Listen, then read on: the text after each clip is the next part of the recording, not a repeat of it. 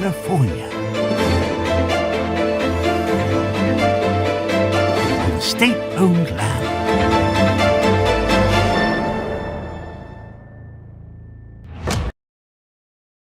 The following images were generated entirely from Adobe Firefly, an AI-based image creator.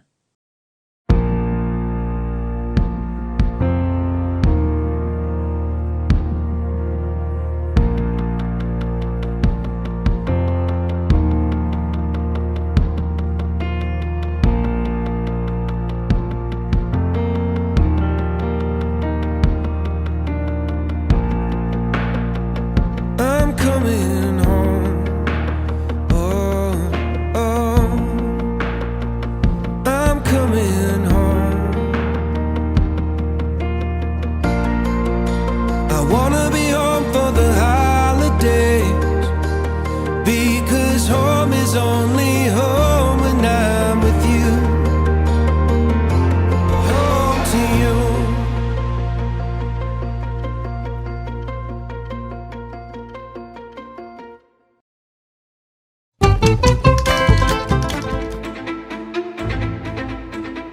What do the following tracks have in common?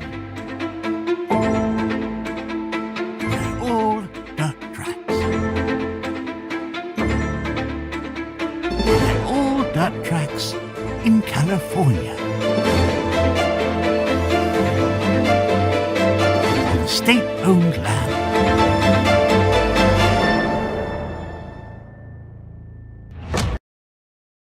The following images were generated entirely from Adobe Firefly, an AI-based image creator.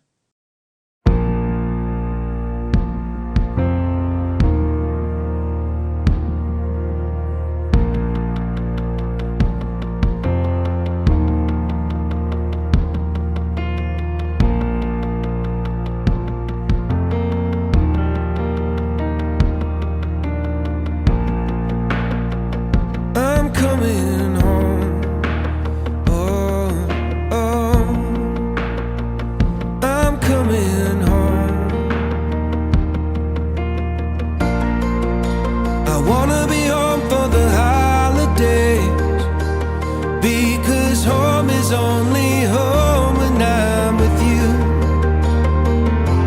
Home to you.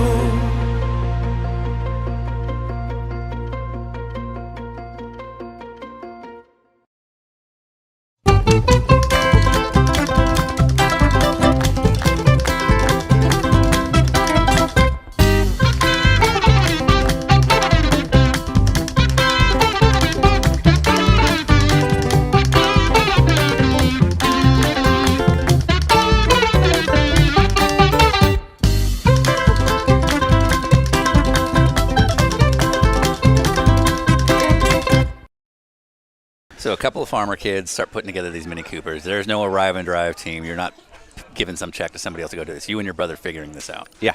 Where was Dad in all this? He was, he's farming. Yeah. It was the thing. By the time I was 13, Yeah. I did everything. Like, if I wanted to race, I had to make sure the car was ready.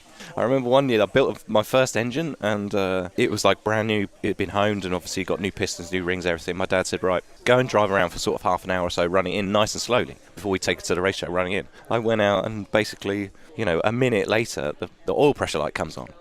I was a bit, I'm 12, I've got no kind of idea, but there's a big light. So I came back, I said, Dad, look, the oil pressure light's on. He's like, oh my God.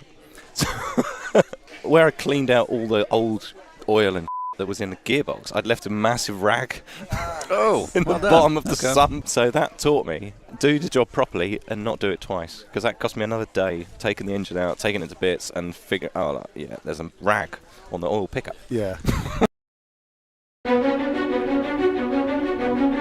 It is the final day to qualify for the 92nd running of the Indianapolis 500. This will be the final qualifying attempt. Does Mario Dominguez make it in? Into the green, down the back straightaway. Just looks strong.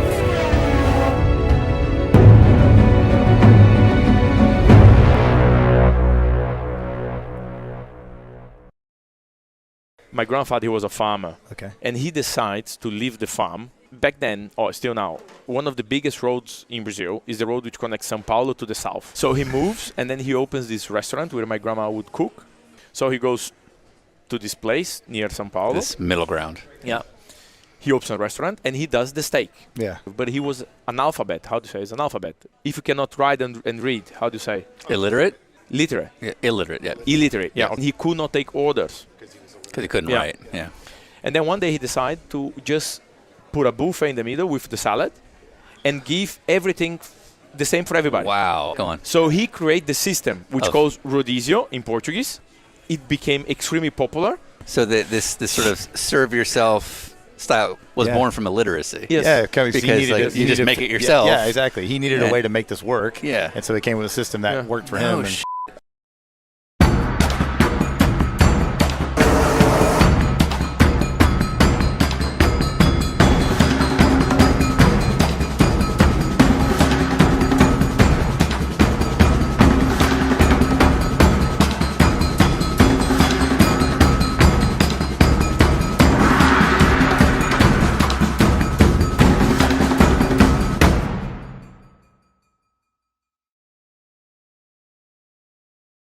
you went through the Red Bull junior program. Oh yeah, completely. Yeah, so you were tormented by Helmut Marko at some point in your life. Is Yeah. basically what we're saying. So when I met Dr. Marko, I was like, he looked at me. So, Felipe, you are too old. Nice to meet you. So, Felipe, on the Monday, when I get to my office, I ask my assistant to print the results of my drivers. And if you are in the top 3, you are okay. If I have to look down, my neck starts to some pain. Dick. And one time it's okay, but more than once it's not bad luck. It's incompetence. So my 4th race, Dr. Marko called me. Hey, Felipe, so this race here in Estoril, you need to go to the podium. Yeah, but this is the Formula 3. These guys are way too good. No. Now, you go there and you go to the podium. Yeah, but it's super hard. Yeah, no. You need to go to the podium, otherwise this is not your sport.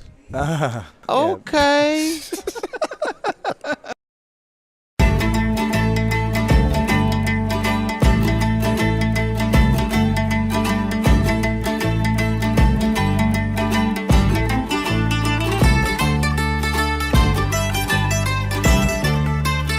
You gotta tone it down, way down. Do you find he's more motivated when he's combative? Yes. That does slightly scare me. That's who I am. Yeah. You know, I've turned into my dad, even though I've tried as hard as I could to not. The following images were generated entirely from Adobe Firefly, an AI-based image creator.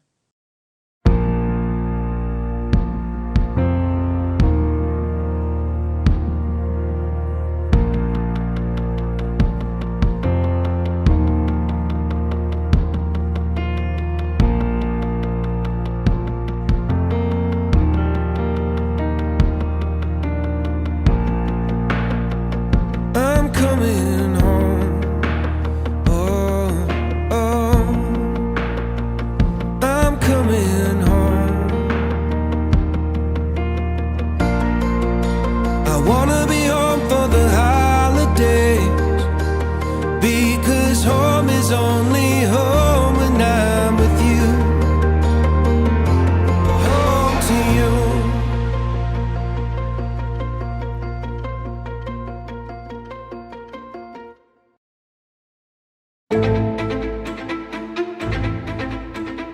What do the following tracks have in common? They're all dirt tracks. They're all dirt tracks in California. On state-owned land.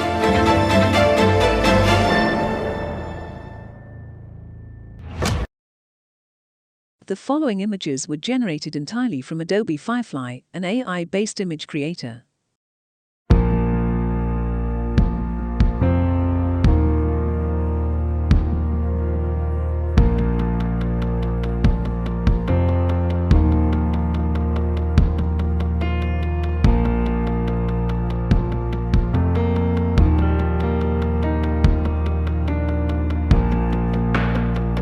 I'm coming home. Oh,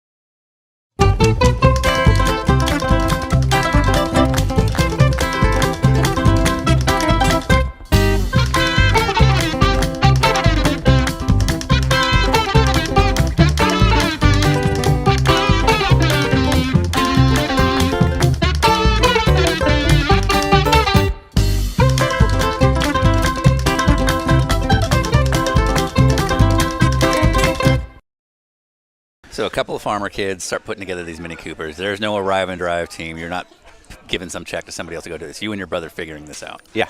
Where was Dad in all this? He was, he's farming. Yeah. It was the thing. By the time I was 13, yeah, I did everything. Like if I wanted to race, I had to make sure the car was ready. I remember one year I built my first engine, and it was like brand new. It had been honed, and obviously got new pistons, new rings, everything. My dad said, right, go and drive around for sort of half an hour or so, running in nice and slowly before we take it to the racetrack. Running in, I went out, and basically, a minute later, the oil pressure light comes on. I was a bit. I'm 12. I've got no kind of idea, but there's a big light. So I came back. I said, Dad, look, the oil pressure light's on. He's like, oh my God! Where I cleaned out all the old oil and that was in the gearbox, I'd left a massive rag. In the bottom of the sun. So that taught me do the job properly and not do it twice, because that cost me another day taking the engine out, taking it to bits, and figure. There's a rag on the oil pickup. Yeah. It is the final day to qualify for the 92nd running of the Indianapolis 500. This will be the final qualifying attempt. Does Mario Dominguez make it in? Into the green, down the back straightaway. Just looks strong.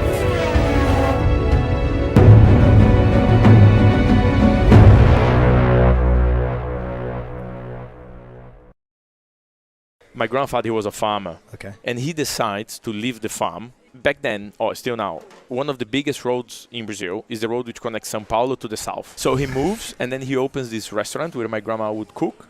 So he goes to this place near São Paulo. This middle ground. Yeah. He opens a restaurant, and he does the steak. Yeah. But he was analphabet. How do you say? He's analphabet. If you cannot write and read, how do you say? Illiterate? Literate. Yeah, illiterate, yeah. Illiterate, yeah. He could not take orders. Because he couldn't write, yeah. And then one day he decided to just put a buffet in the middle with the salad and give everything the same for everybody. Wow. Go on. So he created the system, which calls rodízio in Portuguese. It became extremely popular. So this sort of serve yourself style was born from illiteracy. Yes. Yeah, because you just make it yourself. Yeah, exactly. He needed a way to make this work. Yeah. And so he came with a system that worked for him.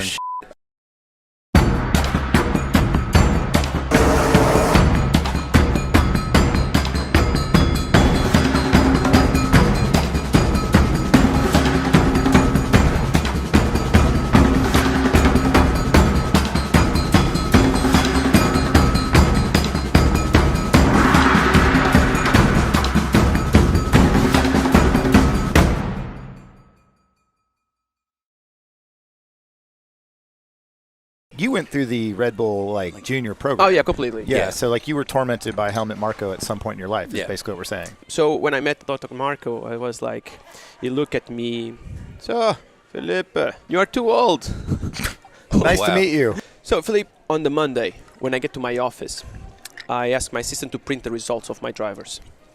And if you are in the top 3, you are okay. If I have to look down, my neck starts to some pain.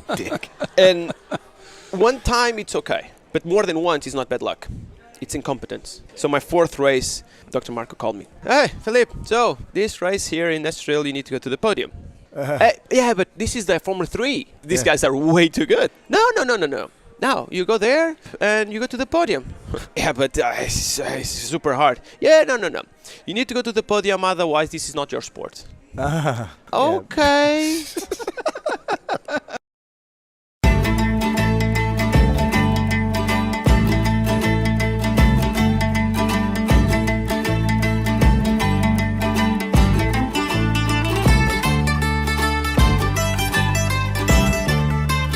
You gotta tone it down, way down. Do you find he's more motivated when he's combative? Yes. That does slightly scare me. That's who I am. Yeah. I've turned into my dad, even though I've tried as hard as I could to not. The following images were generated entirely from Adobe Firefly, an AI-based image creator.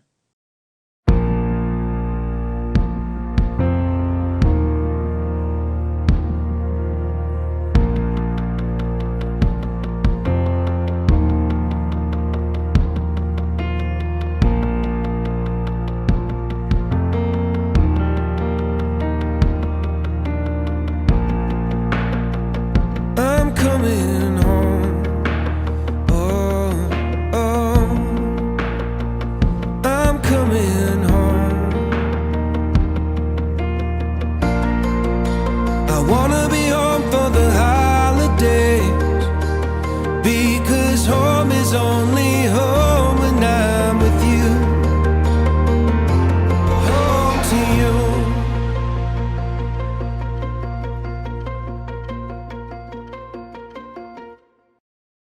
What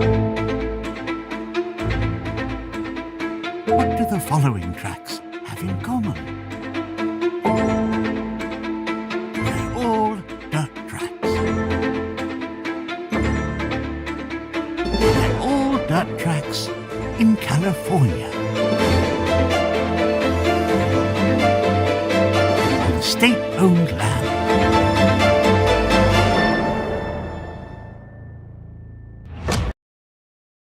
The following images were generated entirely from Adobe Firefly, an AI-based image All right, creator. I think we're live.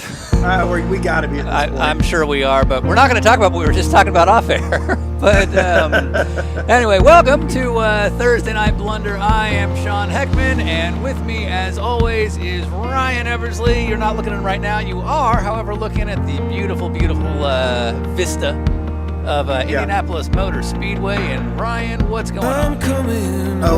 We are using the Brickyard IMS, the Mecca of racing, to the exact way it was designed, which is running jumpy trucks against backwards GTP cars for 50 laps at one of the greatest racetracks on the planet.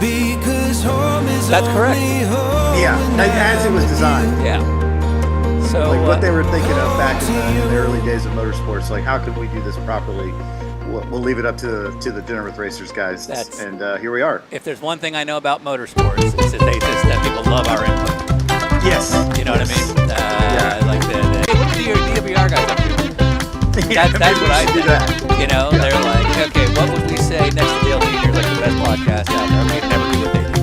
They don't know how to do it. Ignore them.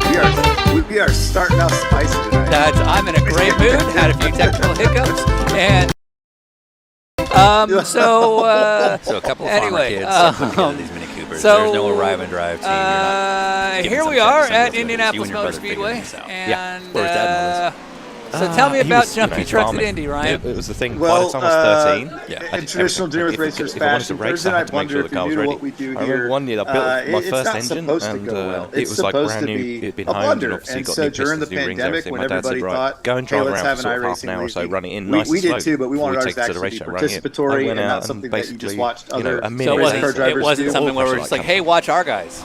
Yeah, no. It was like, how can we all be a part of this together? Yeah. So and in true Dinner with Racers fashion, we immediately started to put on races that were better than we expected, but in the dumbest way possible. And I believe it was Detroit, where we had our first jumpy truck extravaganza. And we had a lot of pro drivers, just like we do tonight, driving GTP cars backwards and acting as ramps. Very similar to the Stadium Super Truck Series that Continental Tire is part of, and that I've raced in a couple times. And that's what we're doing on the oval with the trucks and with GTP cars backwards. Exactly. So Ryan, you're on screen. Welcome for what should be our final event of the year. This is the World Final. So we've been doing events last year. We've been doing events this year, and we decided finally to just sort of close this season out on a high. In fact, speaking of high, that truck looks like it went very high. We'll take a look at it right now. Yeah, this is impressive. Away. Yeah, so now Ryan.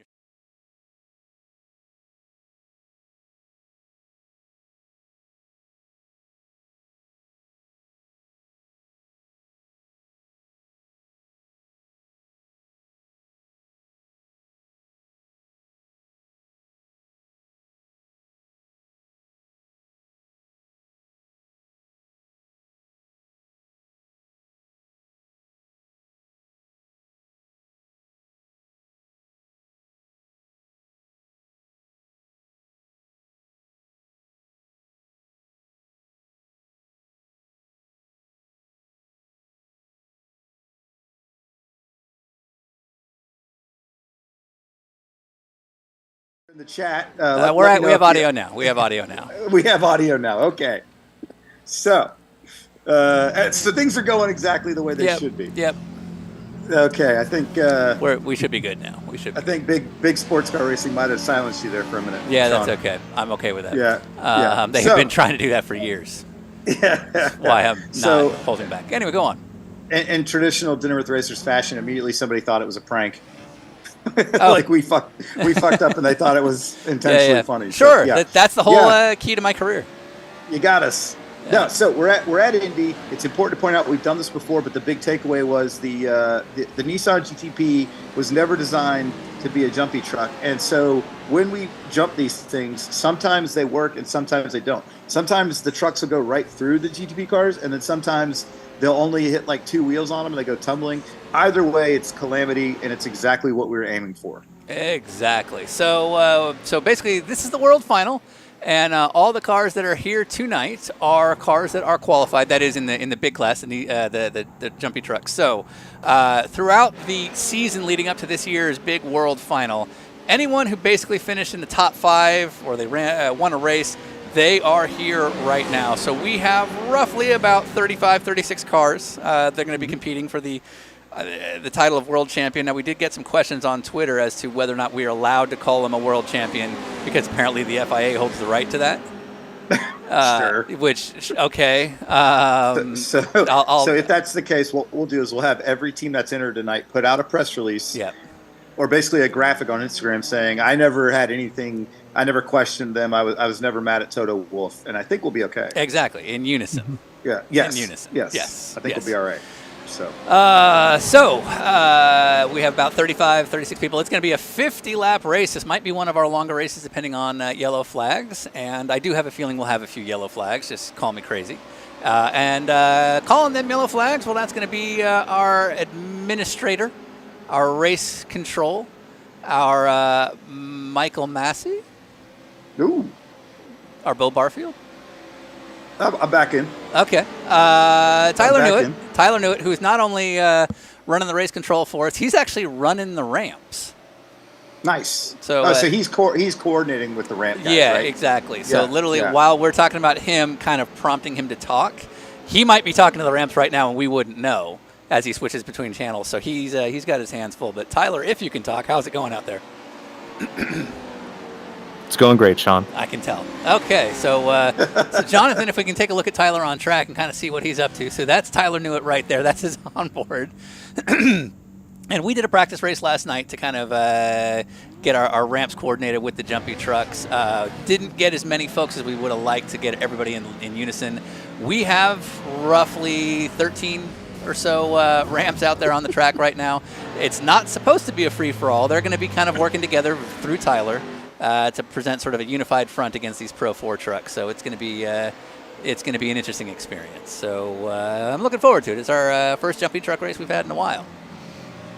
Yeah, and probably one of the most talked about amongst fans that I've seen at the racetrack in real life. You know, when they come up and they say, "Oh, I liked it when you guys did the Blunder thing. Those trucks at Detroit was hilarious." Mario Biondo, my team owner at LA Honda World, when I explained to him what we were doing, he was like, "You guys have too much time on your hands." So I was like, "Yeah, that's exactly right. When you drive around in a car together doing a podcast and a TV show for months on end, you come up with really dumb ideas." Exactly, and we have lots of time. Yeah, lots of time to just donate to stuff. Right. Yeah. So, anyway, so as always, go ahead. As always, we have the chat room open. So if anyone's on YouTube and you want to chime in, we're going to have Spencer Pompelli join us later. But of course, we also have Sean and myself that can answer any of the questions you might have. And if there's anything you guys want to see, like perhaps a certain livery, or if you guys know about something cool on one of the trucks that we need to take a look at, please let us know. As always, we are on Facebook right now with the live broadcast, where we are not checking that feed. So if you have any questions over there, we won't see it. And major shout out to Andrew Hurricane Barca, who will be operating our Twitter account tonight and posting different clips from the race itself, as we see a couple of the liveries here. The Continental truck always looks good. I really like the DWR logo in the, well, I guess it would be the generic race team. Nope, there's no such thing. So, yeah. But great to see some of these excellent liveries like this one right here that says "Ain't Going Back to the Mill." Exactly. So yeah. So it's going to be an exciting night. We've got, let's see, what time is it now? We got about 10, 15 minutes of practice left. Spencer will be joining us in a second. You know, we got another guest, though. Over there driving one of them ramps is one of our favorite Englishmen and one of our absolute worst DWR episodes we've ever made. Do you know who I'm talking about? Ryan Eversley? Yes, I do. It's the other Ryan in my life. So are you saying Ryan Lewis is here? I believe Ryan Lewis is here. I heard his beautiful accent a few minutes ago. I still think he's faking it, but I'll give Greetings, it to him this time. yes, Kalu and Calais. How are you? What have you got me into? So let's pull up the car of Ryan Lewis when you get a chance, Jonathan. Jonathan running our cameras here from Apex Racing. But Ryan Lewis is getting used to this. So you volunteered. You said if you'd be down to ramp if we'd have you. Why are you doing this? Buddy, I'm always down to ramp. This is like for some racing drivers, it's a bit of a fantasy of just having a huge head-on and nothing happening. Fair. There's an element to that. So I don't know. So since we had your podcast in 2016. Very long time ago. It was quite a while ago. 2017 Much maybe. Has changed. And I think you've done a few DWR Blunder appearances, but anything changed in the last 6 years? Yeah, quite a few things. Don't really race as often as I used to, but I do have a daughter now, which is significantly harder work. God, this is horrendous. But other than that, no, still fairly the same. I probably don't drink as much as I used to. To be honest. That is fair. I definitely don't drink as much as I used to. I don't really have the opportunity these days. Okay, so less drinking, more parenting. This is the lifestyle of Ryan Lewis.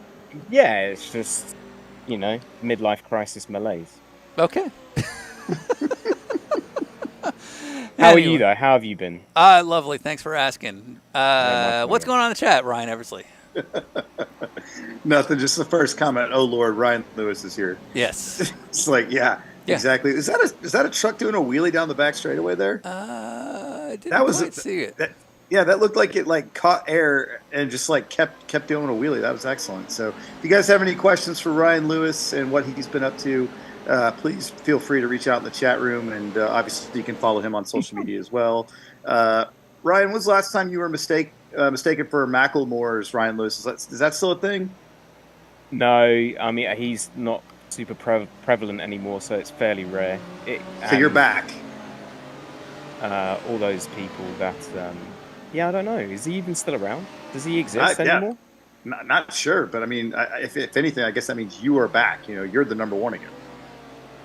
Yeah, it's like a Jet Li thing. I just killed him and he's gone. I took his energy. I should probably research that before I said I killed him, because if he is actually not alive anymore, that might be a bit suspicious. That is what we call culpability. Right. So, and that'll be 2 murderers in one broadcast. 2 of them, yeah. Ryan, what's the experience been like so far here in practice as a ramp? Like, is it something you just sit there on the break, or do these things knock y'all around, or how's it going? No, I mean, I would say this isn't something I have never experienced in my career. I would say there's definitely been a few times in my life where I've been sat watching another car coming towards me. Normally, my car didn't have any wheels on it at that point, or bodywork. But so yeah, it doesn't feel that strange, to be honest. It's pretty standard. Just let it happen. This is who is this? Yeah, I'm not sure. I'm not hearing anywhere close to the anger that we used to hear. Is this what fatherhood does? Papa Lewis. No, he's it does. Different man. I would say, that it definitely puts things in perspective for sure. Believe me, there's nothing that can make you. There's nothing that can make you angrier than a small child. I discovered that. I thought I had anger issues before, but now I've learned to deal with them better, I guess. I see. Well, speaking of small children, we shall have some joining us later on the broadcast. But what about the chickens? How's that going? Oh, we have babies. What? Who's got chickens? What's happening? Ryan Lewis has chickens. Oh, I thought that was an actual chicken that you had on the broadcast. No, isn't that your kid? No, that's my 8-month-old in the background. Oh, it's we got another kid. There's a lot of kids going on. We're gonna have the kids show tonight. Yeah, our world final. Well, this is what happens. Everyone gets older and has children, I'm afraid. So, almost. Sorry. So most, some. Chickens are good though. You still have a pack of them running around in your house there? Yes, still got 4 of them. That's my job to look after them. Few of them have gone off to over the Rainbow Bridge or whatever you say. But they're still hanging on. Chicken leg. KFC in the sky. Yeah. Yeah, I don't know. I don't think you'd want to eat mine. to be honest. There's definitely a big difference between but you're not pet chickens and ones that you eat. I'll still eat chicken, though. I don't care. Whatever. You don't know Good those to chickens, know. right? My Good to chickens, know. they're all right. They seem pretty chill, but I'm sure all the chickens that get slaughtered and eaten, they're probably real, pieces of work. This is a great show so far. Yeah, if you're tuning in now, you're listening to the sultry sounds of Ryan Lewis, professional race car driver that this evening is helping us by driving a GTP ramp. And so talk me through what happens when one of these things drills you. Does it like knock your car around, or are you stable and just sitting in the same spot? So the other ramp brethren in here have given me a couple of tips on how to not get kind of knocked around, but it's luck of the draw, I would say. You have to give it a bit of gas before the truck hits you, and that seems to make it a little bit easier. But there's not really much you can do about it. I think everyone's being a bit too nice, personally. We've been told, like, okay, don't ruin anyone's race, don't go for anyone. And I was kind of more hoping that it was going to be a bit more... I guess you don't want it complete anarchy, do you? Yeah, there's a couple things. Right. If we get in a position where we do feel maybe there's a snipe in order, maybe you're the guy to call. If you want to put a bounty on someone... Yeah, for sure. Okay. I'm your man. Okay, good to know. The basic idea with the ramps is that they are here to screw up people's races, but there's got to be a fighting chance. That's our basic rule. So in other words, if somebody's going over a ramp, there's a good chance they're going to roll and not make it, but it can't be a 0 chance of survival. Otherwise, it's not really adding anything to the driver element. It's just a guaranteed crash. So we want to put them in a position where they can slow down, they can speed up, they can take any approach, and chances are they're not going to make it, but maybe they do. And that's kind of what we're going for. But what we learned in practice last night was a little bit of a sort of hitting the gas as you make contact tended to keep you at least from flying. And then apparently if you start to land, as you begin to land, apparently if you squirt the gas again, it does help your chances of sort of planting on the ground. Now, looking at the rundown here, it looks like we got actually like a tight field. P1 there is a 109.8. Yeah. And then the next, it's like a tenth separates, P2, P3, P4 all the way back. Top 10 is separated by less than a second, really. Yeah. So despite there being ramps and this supposedly being a stupid race, it actually is pretty close and competitive here in the top 10. Yeah, I'll give everybody credit. They've been doing their homework. They've known this was going to be the track for a few weeks, so I think a lot of people have gotten a chance to practice. It is open setup for those who are big iRacing fans to kind of know what that means. So there's a lot of options here. That's actually more impressive than if there's an open setup and they're all that close together, because I'm guessing there's a lot of dumb things you could do to try to make this thing work around a paved oval. Yeah, absolutely. I mean, I'm not privy to know all the crazy details when it comes to Pro 4 trucks, but presumably there's a lot in the way of stagger and asymmetry and things like that you can try and add in. Yeah, so a couple of questions. Yep. One of which is, how many jumps do we have on track this evening? So we are approximating. There's 13 people invited, with the expectation usually one or two people don't make it for different reasons last second.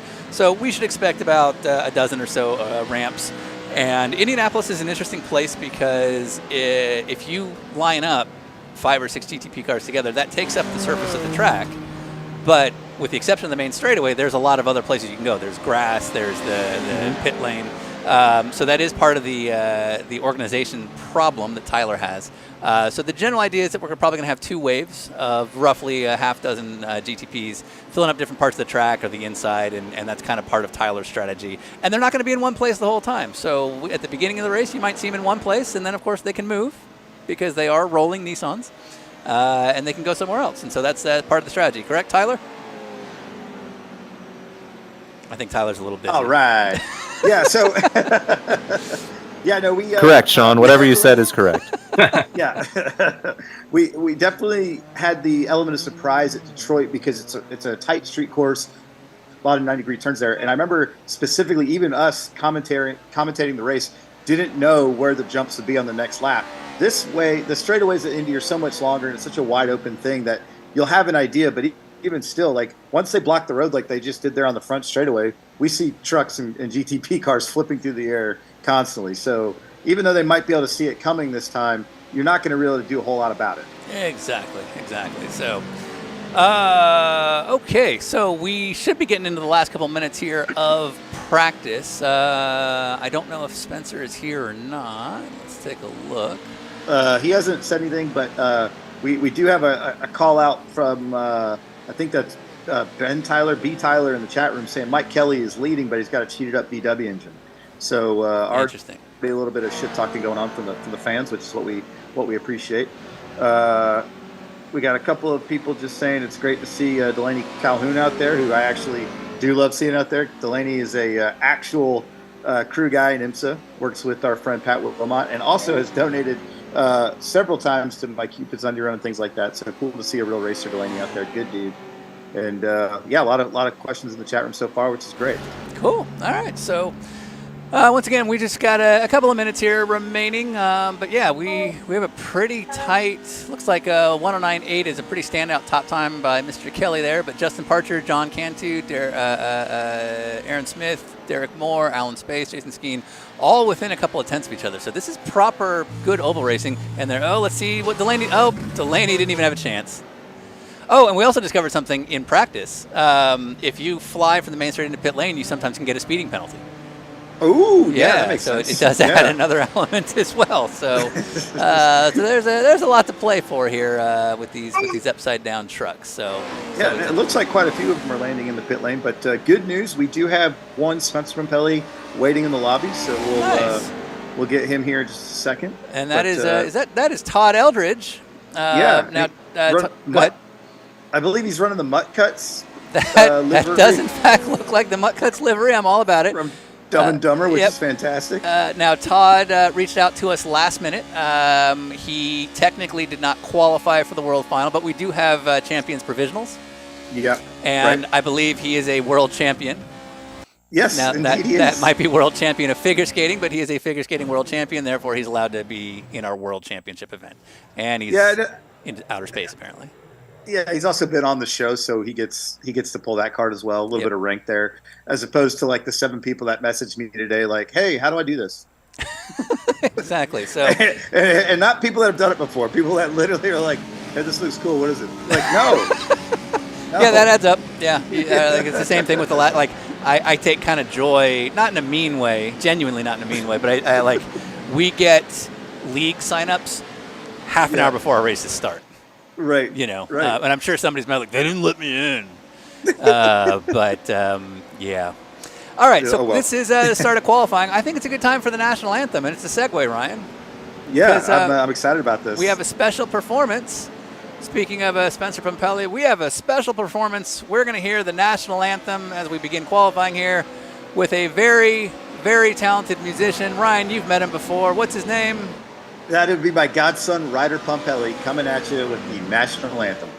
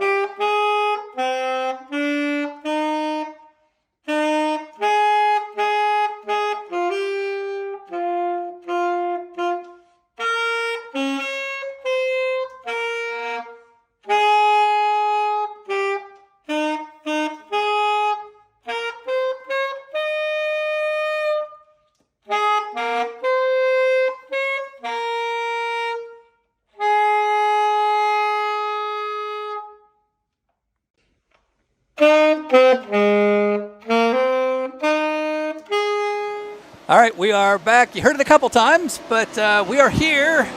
We are watching qualifying. John Trainer is currently P1 with a 109.5. 7/10 behind him is Alan Space. We got a couple minutes left, and this is for all the glory to start in P1, which I think in this race may actually play a role.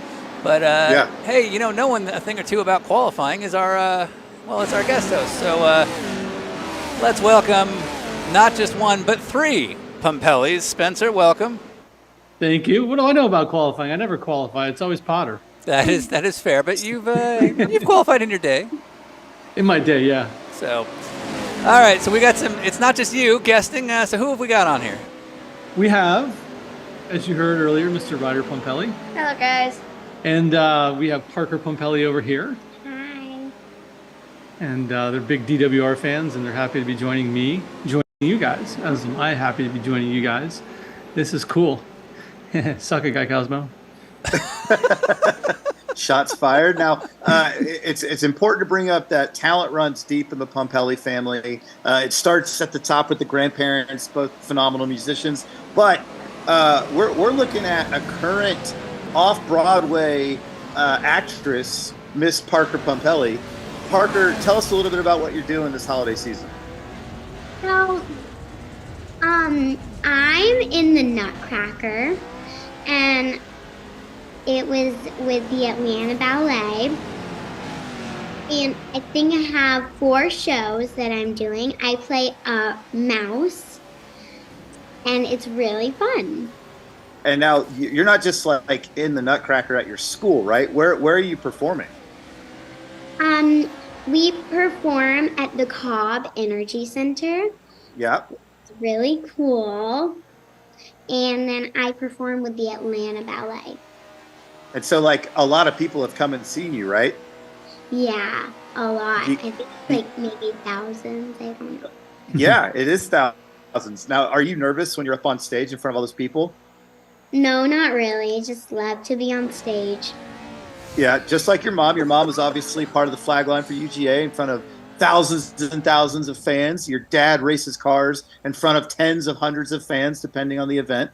And obviously, Ryder's a future rock star. So we're just dripping with talent over there in the Pompelli household. Thanks. Yeah. Yeah. Thank you, Ryan. Yeah, just teeing you up there. Just teeing you up. Yeah, we missed on that one. Yeah. Yeah, no, it's cool. These kids, I'm really proud of them. They're both really into, everything they take on, and we have a lot of fun doing it. And I'm proud of her. I haven't actually seen her performance yet because I was out of town for her opening night. So Saturday, I'll actually get to see it for the first time. Me too. Yay. And Ryder too, yeah. And then Ryan, you got to come see Ryder's last performance with this band. What was your band's name? Because it changes all the time. We started out as Chain Reaction, and then as we've had more semesters together, second year's been Chain Reaction 2, and then now we just were Chain 3 Action. So, Ryder, you got a lot of accolades there, and people are really excited about your performance that you just had here with the saxophone. And I was under the impression that you had like a week to learn it, but apparently it was a lot shorter than that, huh? Yeah. How long did it take you? I don't know, half an hour or so. And you started practicing when? Today. You learned. I was supposed to have told him last time we talked, but I completely forgot. So I thought, oh shoot, Ryder, you got to learn the national anthem real fast and your guitar. He's like, I think it'll be easier on sax. Hold on, real quick. Yeah, no problem. Yeah, he's got it. Yeah. Wow. Very cool. Yeah. All right. Looks like musical talent. Go ahead. So we are on the starting grid here. Exactly. So Spence, it's up to you. But if we want to keep everybody around for the wave by process, should we go yellow? I'm not sure how about time as that happens, but you guys tell me. Well, it's bedtime pretty soon, but I think we could all, if there's 3 yellows, we could do 1, 2, and maybe 3 if there's a third. Sure. For wave around. So sure. I think we got a good group of judges here. Okay. And we'll make sure it's super fair. Sounds good. We'll see how it goes. Obviously, the yellow process will be something where we have to wave people by pretty quick. But we will go from there. All right. So let's pull up the graphics when we get a chance and see who's who's where in terms of qualifying. I didn't get a chance to see who is on pole. I don't think you saw that. Jonathan, any idea? It's up right now, my friend. There we go. So John Trainer with a pole. Oh, he has a good solid 0.4 of a second over Jeff Gross in P2, followed by Alan Space and Travis Wall in row 2. Derek Moore, Chuck Kleinhagen, or as we call him, David Lindhagen in row 3. Tyler Tucker, Jacob Campbell, row 4. And Derek Suter and Justin Parcher will fill out the top 10. Then we got about 25 other folks. Yeah, it looks like a lot of love in the chat room for Parker P, Riderman, and obviously their dad, what's his face. Looks like somebody said if Record Boy wrote, if Spencer wants to go to bed, we'll keep the kids because they're really talented. Can't argue with that. Yeah.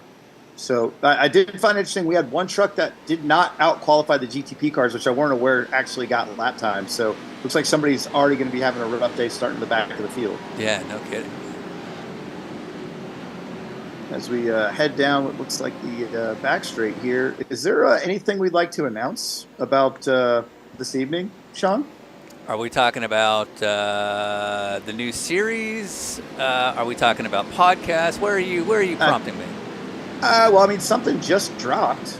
In theory, is it apparent? It should be dropping in a few minutes. There may be some new podcasts coming out to celebrate this Blunder World Final as we're about to go green.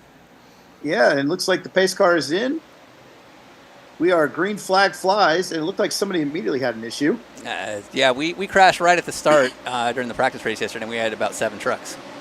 Nice. So, great job going into turn 1 here. So that's John Trainer. So with these big old heavy trucks, obviously, Ryan, you've driven something somewhat comparable on a couple of road courses. Spence, you've test driven a NASCAR truck. And how do you think these are going to handle around Indianapolis? That's a good question. I mean, are they flat out? I don't know what the top speed is. Are they geared to go fast? Are they? It is somewhat open, so you can make it a little bit longer if you want.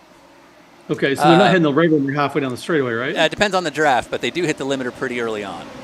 Okay, so and then does that make it flat through the corners easily, or they? No, not even close. No, they really have to lift. Oh, okay, yeah. Wow, that's impressive. It should be a good race. In fact, that's probably how it might be more exciting if Indy was like that, but the actual 500. But yeah, I think this is pretty tough here. And he's still Spencer Pompelli. Pumping it. So drafting should play a big role, especially as you come out of the corner before you get on the limiter. As we see John Trainer about to fall back into P2. I don't know who that is inside. Is that Travis Wall? Not sure, but it has a great run down the side. We're 3 wide on the front straightaway, which is exciting. So we're 4 wide through the corner. I'm not entirely thrilled that this seems to be a real race. Like, I don't want to go yellow. I don't want to put out ramps right now. We just want to see what happens for a few laps. Yeah, no, this actually does look like a good time. You know, these guys are running on the Continental tire. Oh, we did have. And there we go. We got ramps. That's what we paid the big bucks for. Wow, huge off. Woo, man. Oh, wow, one of them nailed it perfectly. What a great jump.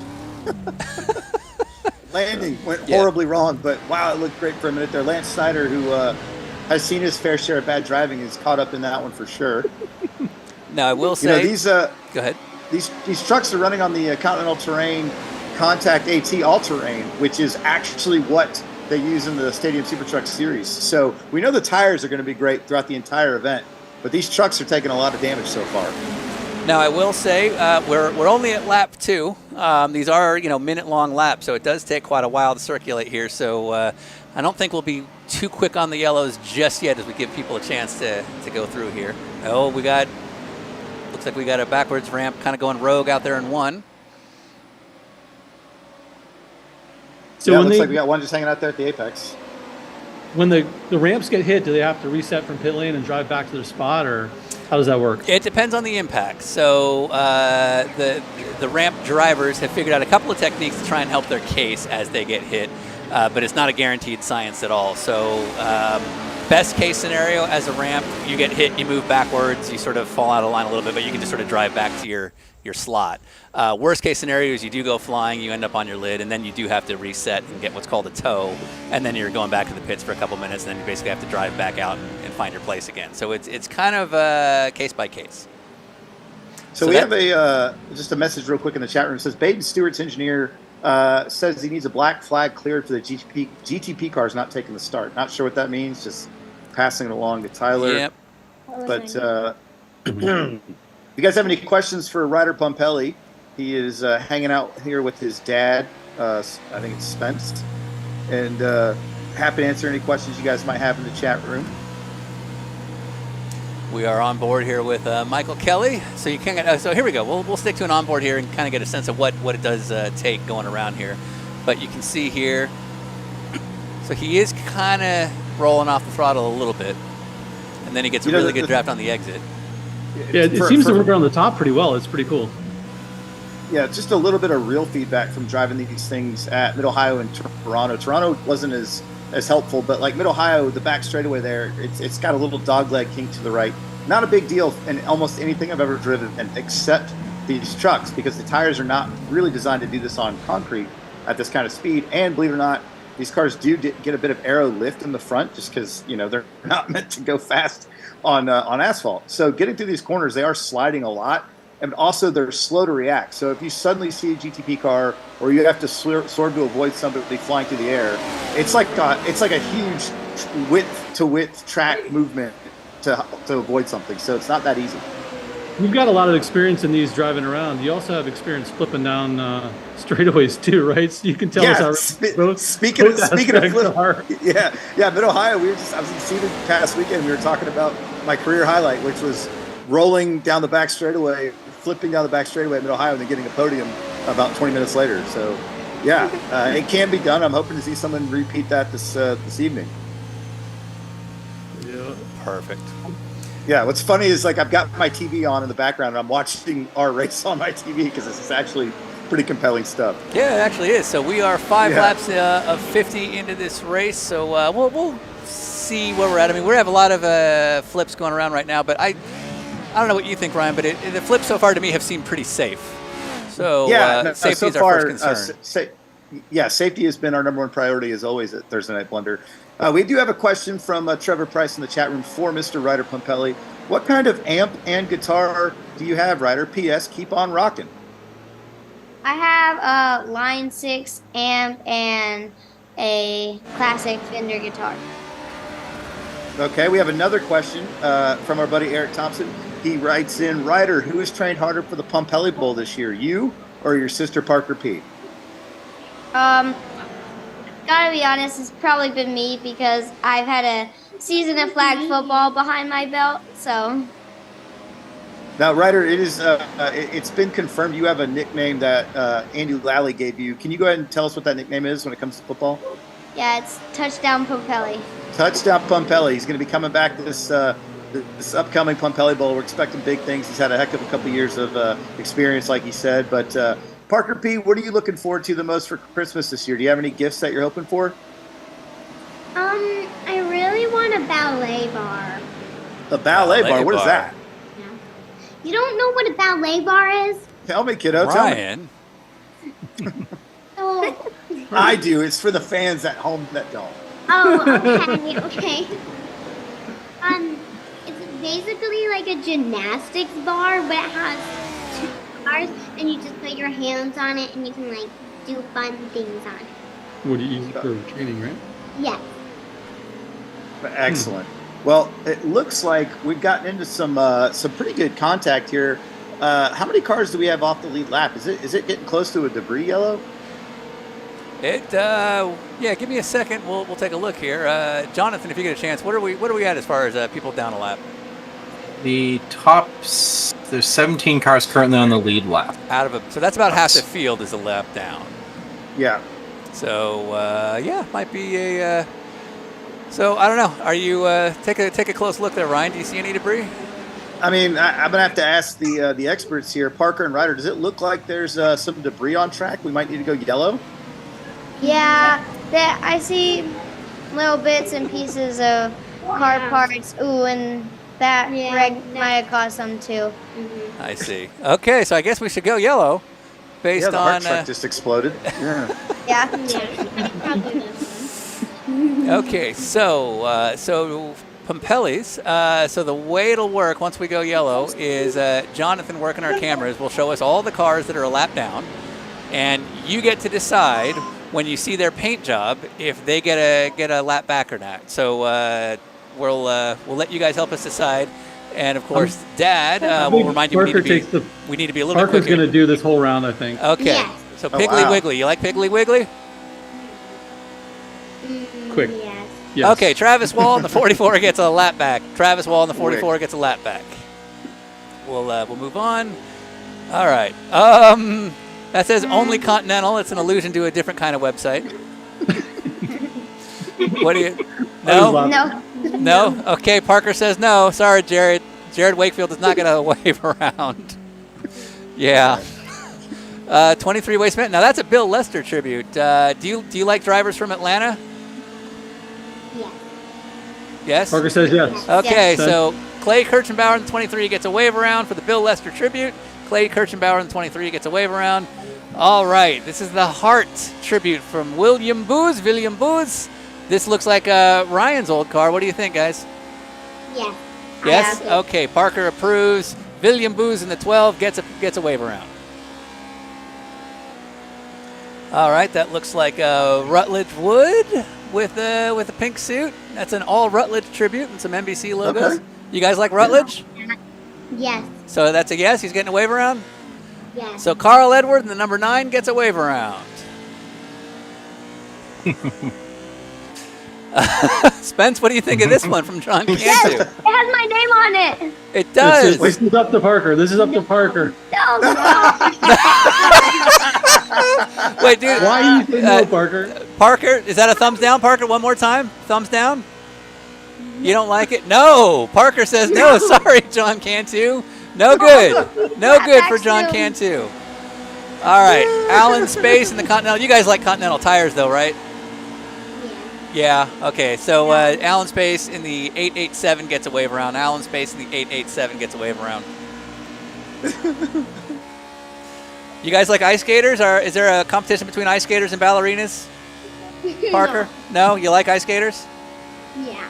Okay. Todd Eldredge, the number 20, gets a wave around. Last one here. Okay. Is this the last one? Yes, sir. Oh, and that's it? Okay. And once again, Derek Suter in that beautiful black Continental. What do you guys think? It looks cool. All right. Parker approves. Yeah. Derek Suter gets the wave around. Right. So, Parker, why didn't you like the TRG truck? Because it has Ryder's name on it, but not mine. Why? Why his name? Yeah, I'm with you, kid. That's just what they decided. I'm with you.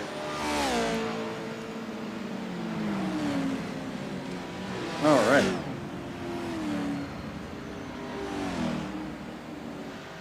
Oh, do we have to pit this race? Say it again. We have to pit. We need gas. Yes. So that's the other factor. If we have a long green run, say in the middle of the race, we've been getting roughly 11 to 12 laps a stint.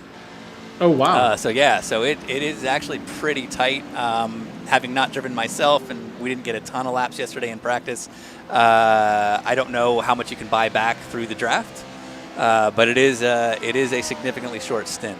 And as you can see there's a whole line of Nissan staying in pit lane. And the reason why is because since they're not technically racing, iRacing doesn't know the difference. And so what happens is when we start having wave arounds and green flag runs, all of a sudden the trucks get penalties for passing GTP cars that iRacing thinks they shouldn't be passing. So we realized it's just easier to put them in the pit and leave them there. So part of the fun. Yeah, you know. Okay, I'm going to pretend I understood that. Yep. So yeah. I did. It's all in the name of selling tires. It is. There's a lot of tires sold. Yep. Tyler Newitt, how you holding up? Doing great, Sean. Yeah. We extended it by 1 lap, so we got about a lap and a half till we go green. Very just good. letting everybody catch up. Very good. So Ryan Lewis is driving one of our ramps. Ryan, you've now had 10 laps of a taste. How's it coming so far? Incredible so far. I feel like we're continuing to be a little bit nice. We're not really making things hard enough. I'd like to mix it up a little bit, throw some chicanes in there. But I don't know, we'll see. I see. So, well, you've got Tyler's attention right now. What would you do different? God, now you put me on the spot. Oh, a driver with opinions, but nothing concrete. Well, yeah, I'm not actually coming here to solve any problems. I'm just trying to create them. Fair enough. Fair enough. Fair enough. I appreciate. Yeah. it. What would you do differently? Well, I'm good with it. I let Tyler run the show, and he's doing a good job.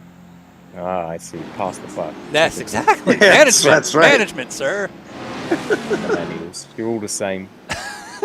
Millennials. I'm not a millennial, sir. Since we've got a little bit of time here, about a half a lap, we have Ben Tyler's asking where Ryder's name is on the GRT truck. So now we might have a mistaken livery here going on. Is Ryder's name actually on that truck? There should be a handprint, I think. I think it's in front of the rear tire. Yeah, On John there's Cantu? my name and the handprint right above it. Okay, so if we go to John Cantu. Hey, John, great don't worry. job. I feel like Ryder's going to give you 2 laps back. Yeah. All right. So there's there you see Parker right there on the left rear tire. And then if we can jump to the other side, I think you might see Ryder's. Is that Parker? No. Yeah, that's Parker. That's Parker's handprint right in front of the left rear Yeah. tire. Yep. Yeah. Yep. And then in front of the right rear, you'll see a little red handprint. It's tough to see with the lights. But that's Ryder's handprint. We didn't see the other side. Okay. Right. Give him a So lap back. I think he's going to get 2 laps next time. If he doesn't lap the field twice, he's going to get 2 laps. Yeah. wow. Parker just did something that most race series never have. They admitted a mistake. Sorry, John, we didn't see the Parker. We just saw the Ryder. Yeah. So looks like we might have to get some new race control officials going on here. Yep. All right. Spence, if you can check your texts. Yeah, great job going into turn 1 there. Again, looks like an actual race, which is not the goal. So these guys are going to probably get a lap or 2 of clear racing before we see it turn into a bit of chaos again. And we are about 12 laps in, so we're barely at about the quarter mark. So we still have quite a ways to go here. The lap time's a little bit slower than we'd anticipated. But all in the name of fun. And some people taking to the apron right there. I wonder if that's a working route. Yeah, I've seen several people drop down, try to go on the inside of the grass and make that work. It looks like it's not too bad. Yeah, it looks like classic kind of low line approach in oval racing where maybe you gain ground as you go through the corner, but his run coming off, you can see he's pretty bogged down as he tries to come back up to speed. Yeah, he also got through the grass there a little bit, so maybe the computer shuts you down a little just because of the grass, but not nearly as bad as I thought it could be. And Steve Lubender, former factory Porsche driver, writes in, wanted to point out that there was a Pompelli truck with a red handprint on it. Yes, and that was the John Cantu one we were looking at. Right, but when you consider his history with blood on the side of race cars. Oh! Yeah, that is. It could have been the guy I crashed into trying to from underneath the car. Yeah, Lubender with the call right there. I think he's onto something. Oh, we got chaos again. And is that story known, Spence, around the people around you? Yes. I don't know if we've been over that. I see. Yeah, I have no idea what you're talking about. Okay, it's for the best. Good. Yeah, I was purposely wording it that way for a reason. Yep. Yeah. We can talk about it. We've had several questions in the chat room about whether or not your children are aware of your history. Your history. And I was just gonna leave it alone. Yeah. It's a long story. That's one of those conversations you have to have with your kids as they get older, you know? Yeah, Parker, what are we snacking on over there? It is dinner with racers after all. And Parker's a racer too, by the way. I have crackers. I like how you just pull up a box of crack. You're like, oh, I got snacks. I got snacks all day over here. He's supposed to be in bed, but I'm letting him stay up just a little bit. Crackers and ice. Okay. Crackers and ice. Yeah, you're a party animal over there. Yeah, these guys have been racing go-karts at K1 speed in the Kids League. Nice. And how are they doing? Ryder has done a couple more. He's got a little more experience. He's got a couple overall wins. Parker is definitely the more aggressive of all the Pompellis, I would say. I see. The most aggressive behind the wheel of a car. I see. And 2 second place wins. 2 second place wins. Uh-huh. Wow. Let's see. I'm curious. I know what Dad would do if I said that. How does Dad do that with his own kids? He won second place twice. Oh, he let it happen. He let it happen. Wow. For the love of your children, I guess. Yeah. Okay. I see the difference. Okay. Parker will dump you if she gets a chance. She's vicious. Very good. So lots of love for the Pompelli kids in the chat room here, but this race is getting really crazy. We got one in the fence on the inside of pit lane there, which is impressive. That's some distance covered. Have we put one in the stands yet? I think we just tried right there. We might have. Is it possible? In practice, there was one. Yeah. Oh, okay. All right.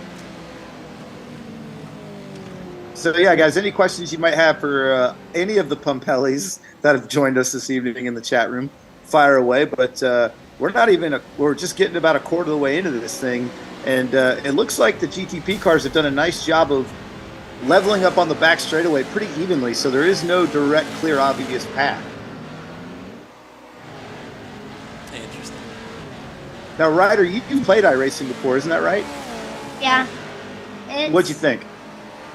I really liked it, but I kind of got the hang of it, but each time not the best. More crashes than actual laps. Sure. That's how I do it too. More crashes than actual laps? Yeah, I can't do a lap in iRacing without crashing. Same. Yeah, I'm pretty amazed by the talent I'm seeing on the screen here, all these guys. It's a good group.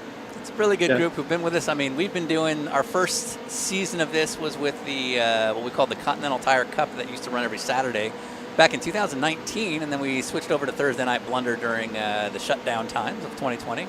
And then this league has been going ever since. So actually, this is a good time to talk about what the big picture plan is for the series. Obviously, we've done fewer races this year than we've done in the past, and less than we'd like. And that simply comes down to capacity. We just struggle to be able to put these on to the level that we want with the time that we have allotted. And so starting in 2024, it's going to be kind of a new look Thursday Night Blunder. The series will continue. In fact, there might even be more races than usual, but just not broadcast. So if you're seeing this and you want to be part of it, it's going to become more of a fan-run league in 2024. Jacob Campbell, who's been one of our stars over the years, he's going to kind of take on the brunt of the responsibility to run the series. But it's going to be a fan-run series. They're going to run in several week increments between the winter and then the spring and things like that. Same idea, mismatched cars, mismatched tracks, but just sort of run on a fun, casual basis by the group. But then we'll culminate in a very similar event to what you're watching now. There will be a world final at the end of the year, and then that's when we will do things like this again. We'll bring Ryan and myself back. We'll do the broadcast. We'll do all the whole song and dance. But it will be based on people that qualify based on the fan run league that happens throughout the year. So there'll actually be more racing next year. Well, you'll see the talent pool even grow. But you'll see less of the broadcast, and then sort of in that same time of year that you're seeing this now, we will return and do kind of a highlight recap and declare a world champion. And meanwhile, we have a question for Ryder Pompelli. Ryder, what's your favorite song to play on the guitar? I got lots of favorites, but I think one that just shoots to the top is Smells Like Teen Spirit. Oh, Kurt Cobain, Nirvana. Yeah. Okay. And were you not Kurt Cobain for Halloween? Yeah, I was, and I couldn't have asked for a better costume. I mean, our across the street neighbors, they had this awesome Guitar Hero guitar that I used, and it was just all perfect. Yeah. Now, did you grow up with Nirvana like we did? Nope. I wish. Okay. Like what? Why not? Yeah. I don't know, because I wasn't born early enough. Oh, okay. So Yeah. so like in 1994, how old were you? Negative. Negative something. Negative. So like, I don't know. did you know that your dad and I were in high school in 1994? I was not. You were out of high school. you were in college. I was in high school. Wow. Yeah. Yeah. I talked to these kids, and they're like, "Oh, You done the Daytona 24? Yeah. How many times? Oh my God, 23. Like, what? Yeah, right. I did my first one in '98. I wasn't even born until 2004. Like, the actual kids I'm racing against. Yeah. I get it. Daytona. Yeah. Now we had a William Booz reached out and said that if we refresh the liveries, he revised his for Pompelli. So I'm not sure that may what not we're be looking for there. Possible. We can do that. Okay. Okay, we might be able to do that. We'll see. Yeah, but Tom Anderson replies to Ryder that Ryder's clearly a man of taste, which is great.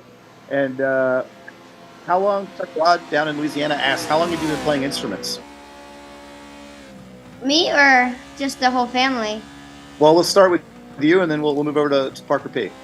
I've been playing guitar for about 4 years now. I think, yeah. Because I started when I was 7. Parker, how long have you been performing? I don't like to sing in general, but I play piano. I think I've played it for either 3 or 4 years now. I don't know. That's still a lot. Okay. Now, somebody's pointing out that the ramps have evolved. They're not just blocking the racetrack anymore. They're actually now in the grass as well, because the racers have figured out that they can shoot to the grass, not lose too much time. So now we've got GTP cars apparently spread out just all over the track, including pit lane entry and stuff like that. So let's take a look at that while we're under sort of our green run. So this is probably going to be a long middle stint. So you are going to see things like fuel mileage start to come into play here. So let's take a look at Ryan Lewis if we get a chance. And so Ryan, where are you on track right now? Doing our best to kind of block Indianapolis Motor Speedway, but the place is just so damn big. Exactly. Did you know the Vatican can fit inside Indianapolis Motor Speedway? Oh wow! Look at this. That's an impressive shot. This is teamwork. Wow. Yeah. All right. Yeah, let's keep this camera here. Let's just see what happens here. This is going to be the amazing. Shot. This is it. This is the shot. Here we come. Wow, and they're getting through it. That's pretty impressive. Okay. Pretty smart. One of them's like, no, I got it. I'll move up there. Here we now we have a little bit of Okay, here we go. This is boy. This is gonna be And guys, it sounds like we're about to get green flag pit stops for the trucks. Okay, they're making agreements. Yes. Okay, so there we go. So shouldn't we block the exit of pit lane? What a great shot. Oh, that's a... Here we go. I love this so much. There we go. So I don't know if you heard what Tyler said there, but green flag pit stops are. But oh, Todd Elder just went flying. Cars to go do it, right? Mutt Guts just went flying. That was awesome. Up, we got the Hart truck. I think was that William Booz.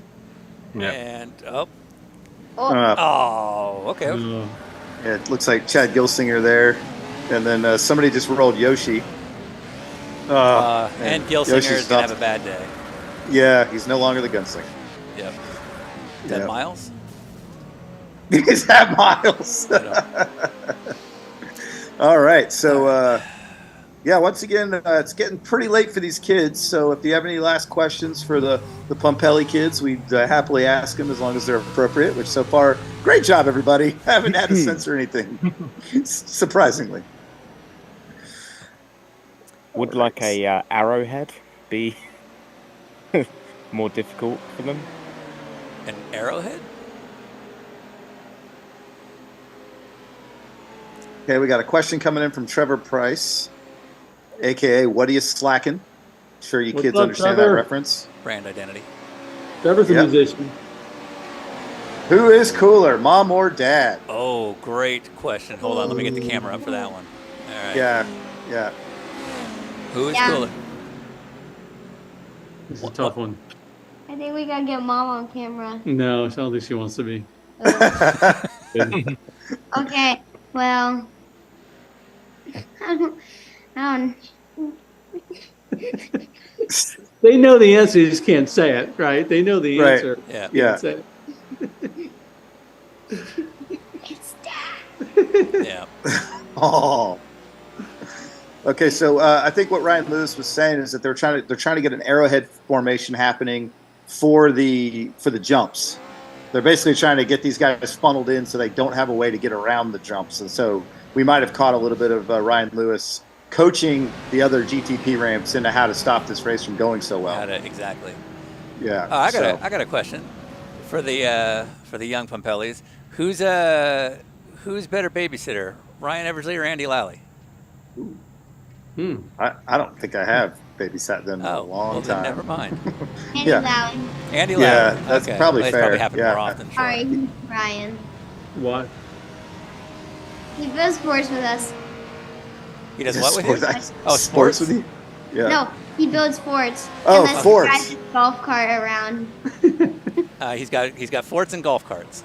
Yeah. Let's bring out And the when they big guns drive over there. his sprinkler heads and cause $500 worth of damage. Yeah. Yeah, that sounds about like Lally. He doesn't even make Dad pay for them. He just fixes them. He just does it. I see. It's almost like Lally's an overgrown child. Yeah. I bet you can't guess who was driving. She thought it was another kid on a go-kart, and so she slammed right into it. You are so mean. Awesome. Well, cool. Cool. All right, so we've been seeing green flag pit stops going through here, but go ahead, Brian. I was just saying, we're just about 2 laps from the halfway point. Figured it's probably a good time for some Pompelli kids to get to bed. Yep. And I had to do a. So we were hanging out till the next yellow, and I think then it was going to be bedtime. So if that's cool with you guys. Okay, yeah, that's no, we're trying to help you. Yep. So yeah. Well, and then so after that, bedtime. since it's already 8:30 over there in Atlanta, if you've got time, Spence, why don't we wait a few laps and then maybe our next yellow might be our last, depending on the end here. Yeah, that's fine. We're good. It's we're going to drive him to school tomorrow. It's like buys us another 45 minutes. Gotcha. Okay. Nice. Yeah, we'll wait a few This minutes. Ryder's getting honored for his science fair win, Ooh. and Parker's getting honored for being the math student of the month. Wow. So Wow. check that out. Those are two things that I don't know what they mean. You don't know what a science fair is? No, I just don't know what it means to do well at one. Oh, okay. Yeah. It means to win. I think you know what winning is. That I do know, my friend. That's my guy. Yep. You're back in. We obviously have the Pompelli Bowl coming up. How many years in a row have we been doing Pompelli Bowl, Spence? This will be Pompelli Bowl 13. Okay, so every year we do a flag football, touch football game with a bunch of our friends to celebrate your birthday. Last couple of years, we've had more and more influence from the kids. Let's go ahead and get a score on the board right now. Let's write down so we can bet on this. Parker, what do you think the score is going to be for the Pompelli Bowl? I don't know. Depending on the team, that's probably Sure. what. Yeah. I have a prediction. Okay. Based on the scores last year, it was a very low-scoring game. But team I'm on, hoping to get 21 points. And then team Parker's on, 7-14. So, close game. Close game. And low scoring. Copy that. All You're right. getting to the point now where as the grown-ups get slower, the kids are getting faster and better. And we're a couple years from having a big swap here and getting embarrassed. Which is why we do it, right? That's what the whole spirit of Pompelli Bowl is. Get older and enjoy it. That's why we run the races. So that's a heck of a lineup of ramps here. Let's see how this goes. And no. So, hey, Tyler, our admin, when you got a handle on things, I'm curious about the weather over there. It's looking all right at the moment, Okay, Sean, to be honest. So we're now basically at the halfway point. It's 5:35 here Pacific time, 8:35 Eastern. How's in your estimation between weather and debris? How many more times do you think we'll go yellow?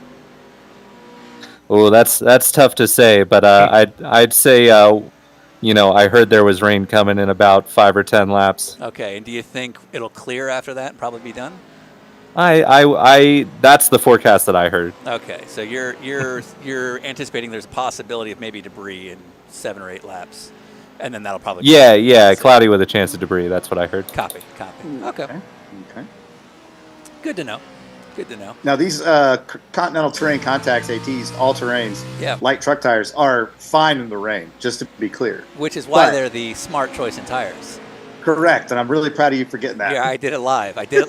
I can't do it when we're recording, but I can do it live. However, if we've learned anything, it's the fans that we have to take care of. So the tires are not the issue here. The racers are not the issues. We want to make sure the fans are safe. Correct. So if there is rain, we might have to go yellow just to give everybody a chance to get some shelter, and we'll bring them on back, but we'll go back to green.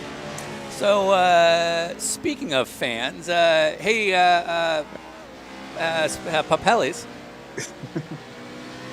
So I once heard truly my favorite, possibly my number one favorite compliment I ever got about the Dinner with Racers television show was back in, I think, 2020. One writer, Pompelli, said, "Are you on TV?" And I said, "Yeah, that's me." He's like, "It's good." Yeah. And it remains my favorite compliment of all time. But Ryder and Parker, you guys fan of podcasts? Yes. Are you? Would you be excited if you found out that this very moment 6 new Dinner with Racers podcasts are in your phone? Yeah. Christmas is coming We don't early. have phone. You're not allowed to have a phone? Okay. I can Apple Watch and I have podcast on. I would be excited, Sean. I'd thanks. be really excited. Thanks, I'm Spencer. excited. So we got 6 new podcasts coming out right now, and they're some pretty cool ones. I'm thrilled. You know, Kevin Buckler? Nope. So Ryan, you and I both, I think we both share kind of the same favorite thing about podcasts for us is when we meet somebody we've never met, and maybe you're a fan, maybe they're cool, but then you walk away going, "Holy crap, that dude is awesome." Yeah. And I would say there's a huge chunk of this. We have 2 different 2-parters coming out. One with Sebastian Bourdais and one with Adrian Fernandez, and I was blown away by the candor of both of them. Yeah, we learned a lot about Adrian Fernandez that I don't think a lot of people really did know about him. We got to get to the bottom of the Sebastian Bourdais, Paul Tracy thing from the other side after we've already spent entirely too much time with Paul Tracy. So that was really great. And then throw in Pippo Durrani, who legitimately did not know that he is renowned for being the most aggressive driver on the planet of sports car racing.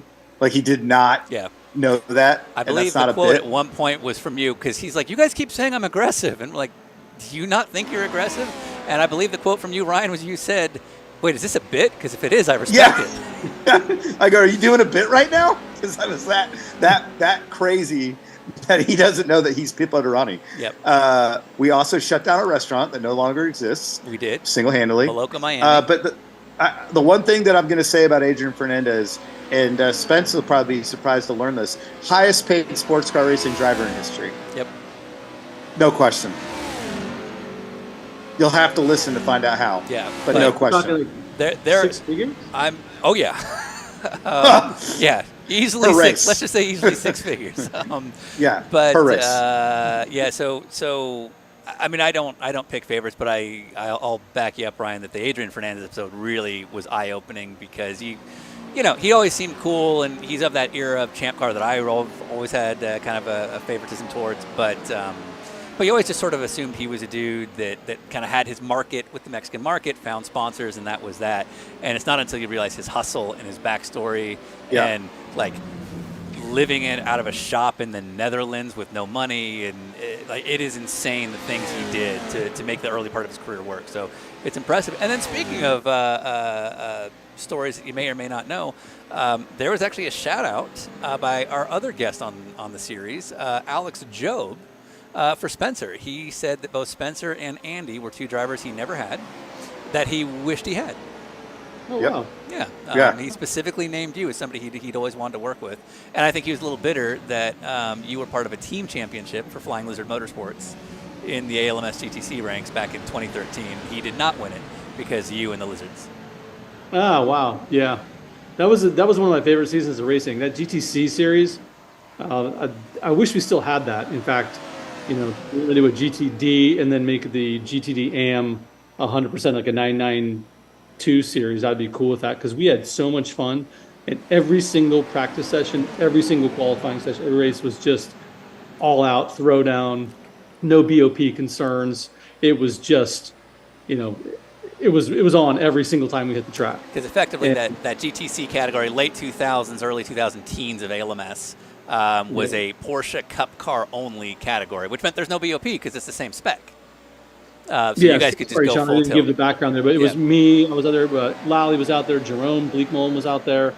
Damien Faulkner, Andrew Davis, Sean Edwards. Yeah. Just a ton of really good drivers that were all kind of at the peak of their careers in those cars and were specialists. And that was back when they were hard to drive. You had to double clutch downshift, and you had the bumper shifter and no ABS, and Yokohama tires were probably not as grippy as what you have today. So we were sliding it a lot, and I just could remember that was the most fun I've ever had racing. That I, as far as just pure competition, like we were racing that was it. No BS in the way.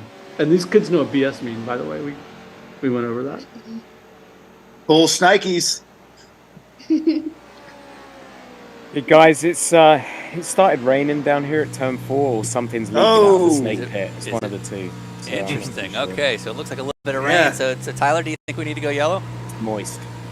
Yes, I concur with that assessment. Okay, so it looks like we'll probably have to go yellow. And so pressure's going to be on Ryder to help us do some wave rounds once we get there. It looks like there's a lot of people. Whoa! It's a lap down. Oh no! And Jared Wakefield's going to go over. Yeah, so, yeah. Once and Parker's enjoying some more crackers, it looks like. So she's getting in on it as well. I think Parker really embodied the spirit of dinner with racers here tonight. No one else seems to be eating, so we appreciate you, kiddo. All right, so we'll go ahead and jump right into this. So this is Drew Grantham. It's a blank car. It does have a Continental. Oh, No, move on. go back to that one. Go back to that one. That was not a blank car. Drew Grantham. Can we go back to that one? We'll go back to Drew Grantham for a second if you get a chance. Was it that one or this one?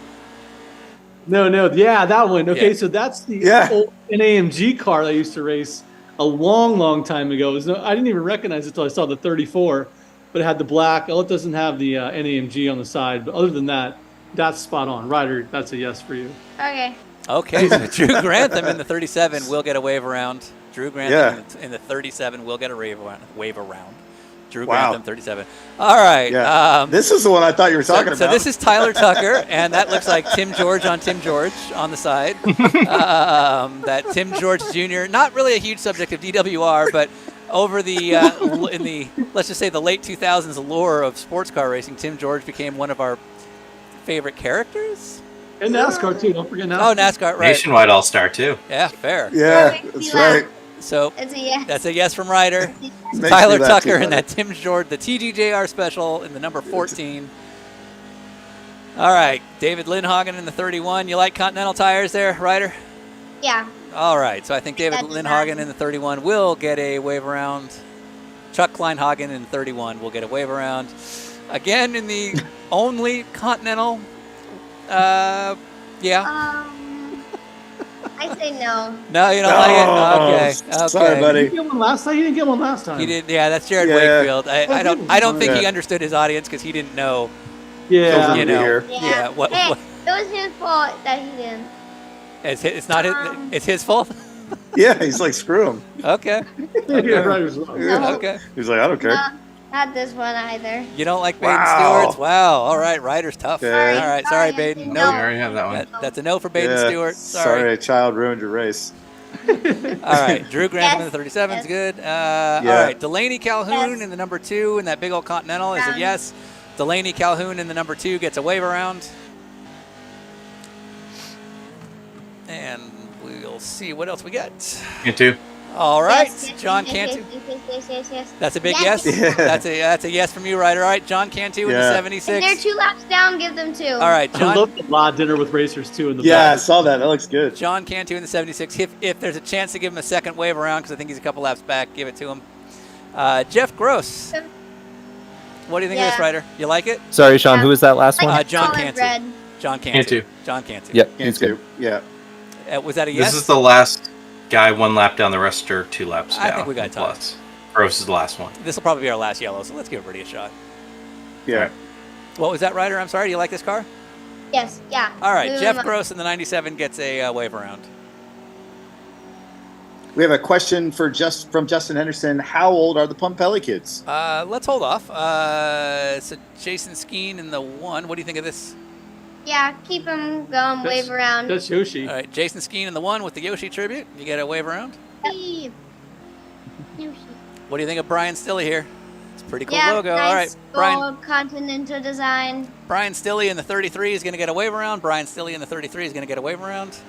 With the Kieran F with Jack too. Stephen Moore in the 69. That looks pretty cool. Yeah, wave around. All right, They Stephen Moore in the 69 gets a wave around. Stephen Moore in the 69 gets a wave around.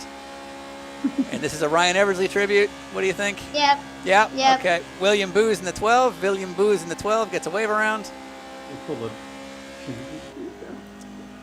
And you like, I don't know if you've seen Dumb and Dumber, but it's a good movie. Yeah, I have. Okay. Yep. All right. So Todd Eldridge in the 20. Wave Todd around. Eldridge in the 20 gets a wave around. This guy's blanking out. I think Alan Space has some connection issues here with Alan. But that is a nice continent. We'll move on. But Alan Space in the 887 gets a wave around. Alan Space in the 887 gets a wave around. Yeah, wave around. I like that car. You like that one? How about this black continental? All right. Derek Suter in the 39 gets a wave around. Derek Suter in the 39 gets a wave around. That is a T-shirt. That's pretty cool. Yeah. What do you think of Michael Rennick? Yep. Yep, wave you around. like it? All right. Yeah. Michael Rennick in the 26 gets a wave around. Bonus points for the Media Barons logo on the back. Oh, I didn't even catch that. Nice job. Yeah. That's cool. Yeah. Piggly Wiggly is blinking out somewhere. That's all right. You like Piggly Wiggly? You've been to a Piggly Wiggly? Yeah. All right. So Travis Wall in the 44 gets a wave around. That's it. And that's it. All right. We are through it. I'm predicting the weather is clear. We'll probably be green to the end. And that's it. So I'm sorry to interrupt you earlier, Ryan, but there was a question in the chat. No, question for the Pompelli kids. How old are you kids? I am 11. I turn 11 November 28th. I'm 9. I turn 9 November 4th. You want their social security numbers too? Gosh, guys. Yeah, exactly. Yeah, Justin Anderson has a 9-year-old son named Luca who was asking. So we have a 9-year-old watching a 9-year-old watch iRacing with jumpy trucks. Yep. Exactly how this game was intended to be played. And I'll throw it back because we're now in year 8 of our show. Back in 2015, when you and I were on the road, this is what I was envisioning. Yes, right. This is where it was going to come down to. This is where we were going, was YouTube streams of video game race cars. Simulations. Excuse me. That's right. That's right. Okay. Well, guys, I think it's going to be bedtime for the young Pompelli. Fair enough. All right. Well, thank you, guys. We'll send you royalties in the mail. Can't wait. You're not. This is non-union. Are you okay with that? You're working for scale. Yeah. For roll-ups. All right. Well, I hope you guys have a good holiday, and hopefully Santa gives you everything you want. Yeah. Happy Hanukkah, Merry Christmas, have a joyful Kwanzaa, all the holidays. Have a good Diwali, Chinese New Year, New Year's, all the holidays. Yay! Yay. All right. Bye, guys. Go ahead. Thank you. All right. All right. All right. Well, and I'm going to go put them to bed as well, unless you guys need me for anything else. Nah, you're good, brother. We're good. We Are you good? That. Yeah. Like, can you handle the last couple bits? Do I need to come back on in a little bit? If you want to come back, good. it's up to your you. Call. It's up to you. If you want to stay on, then stay in the. I won't be able to get you back in the lobby. So if you want to stay on, keep your call open. If you want to come back in a few minutes, it's up to you. There's Lindsay. Hold on. I got to get her on the screen there. Okay. I think she's going to get So mad. sorry. What did you say to do? So it's up to you. If you want to come back, then leave the call on because it's going to be hard to get you back in. Okay. So if you want to come back, just leave it on. Otherwise, thank you. All right. Maybe I'll see you guys in a little bit. All right. Leave it on then. All right. All right. See you. All right.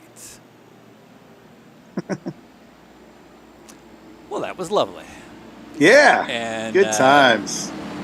And I like that. Parker is definitely Lindsay's daughter. Yeah, no, they're fun kids, man. We get to do a lot with them in the off season, and like they're always included with a lot of the things we get to go do socially. It's super fun. They're great kids.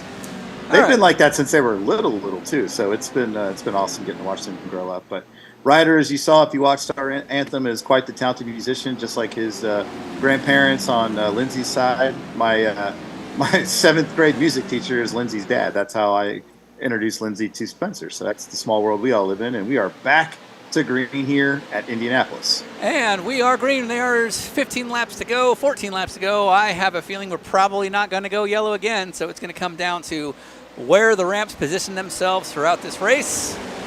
And it's going to be a nail biter. So looks like Ed Smith. We got a lot of Smiths. Ed Smith is leading with, I believe, Patrick Kelly in P2.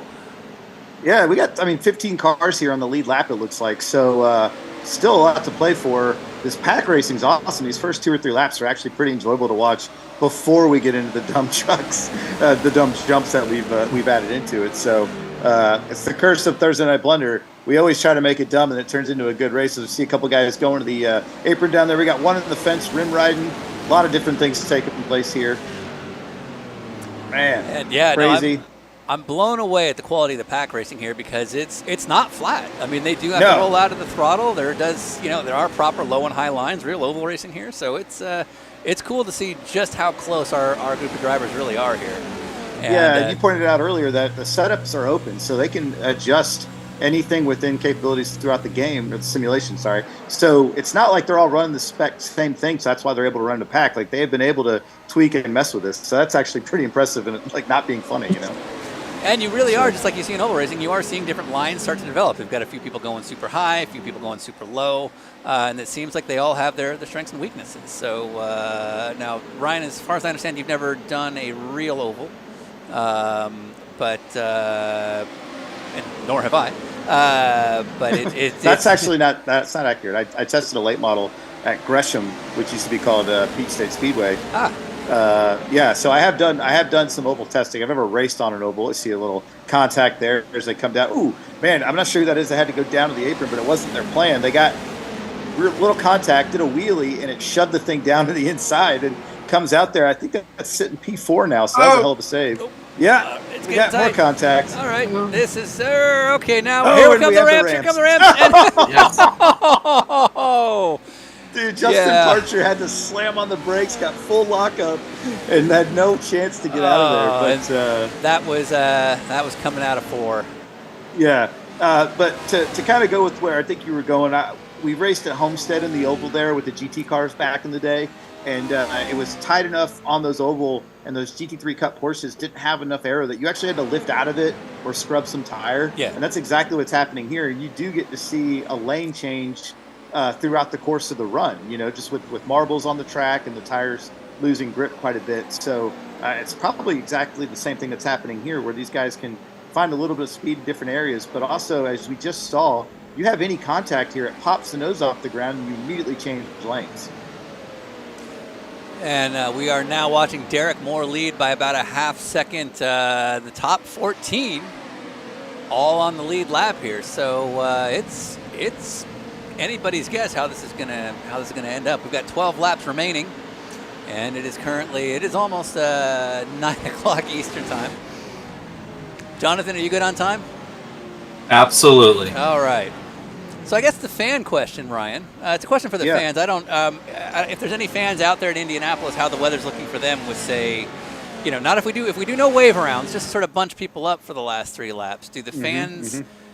Do the fans see any weather coming, knowing the race might be about 10 minutes longer? Well, it's we see Derek Moore with a crazy line there. As a GTP car is actually pacing him in reverse. Let's see. And, can he do it? Trying. Who's the GTP car? I'm not sure who that is. That's a pretty interesting strategy, though. A little bit of Frogger. Yeah, definitely trying to make life harder on them there. Not sure if we can follow that GTP. You know what I love about racing, especially NASCAR, is that when people bitch about the stages. So I think we should add a stage at the very end for the weather. Yeah, I think we could. I think that's where you were going. Yeah, maybe we just do a yellow, no wave arounds, just sort of a short yellow. There'll be about 3 or 4 laps at it. It might make for a good deal. I don't know how you feel about that, Tyler, but we do have green-white checker set on this that it can happen. Well, I know some people were trying fuel strategy around that, so I think it would be a lot of fun. That would really piss people off. Okay. So if we went yellow, say it's 5 laps, 6 laps. I think that's a great idea. Oh gosh! Wow. Drew Grantham, really impressive job, and he barely rolled out of throttle to thread that gap. Yeah, there's Chris Gallagher reports a robot dog on track down in turn 3. So that's the most dangerous thing we can hear. Yeah, that's probably, we're gonna have to clear that thing out before we can go back to green. So I don't see it now on track, but maybe in like 4 laps, if it shows back up, we'll have to send Doug Bull's security team out there, try to take care of it for us.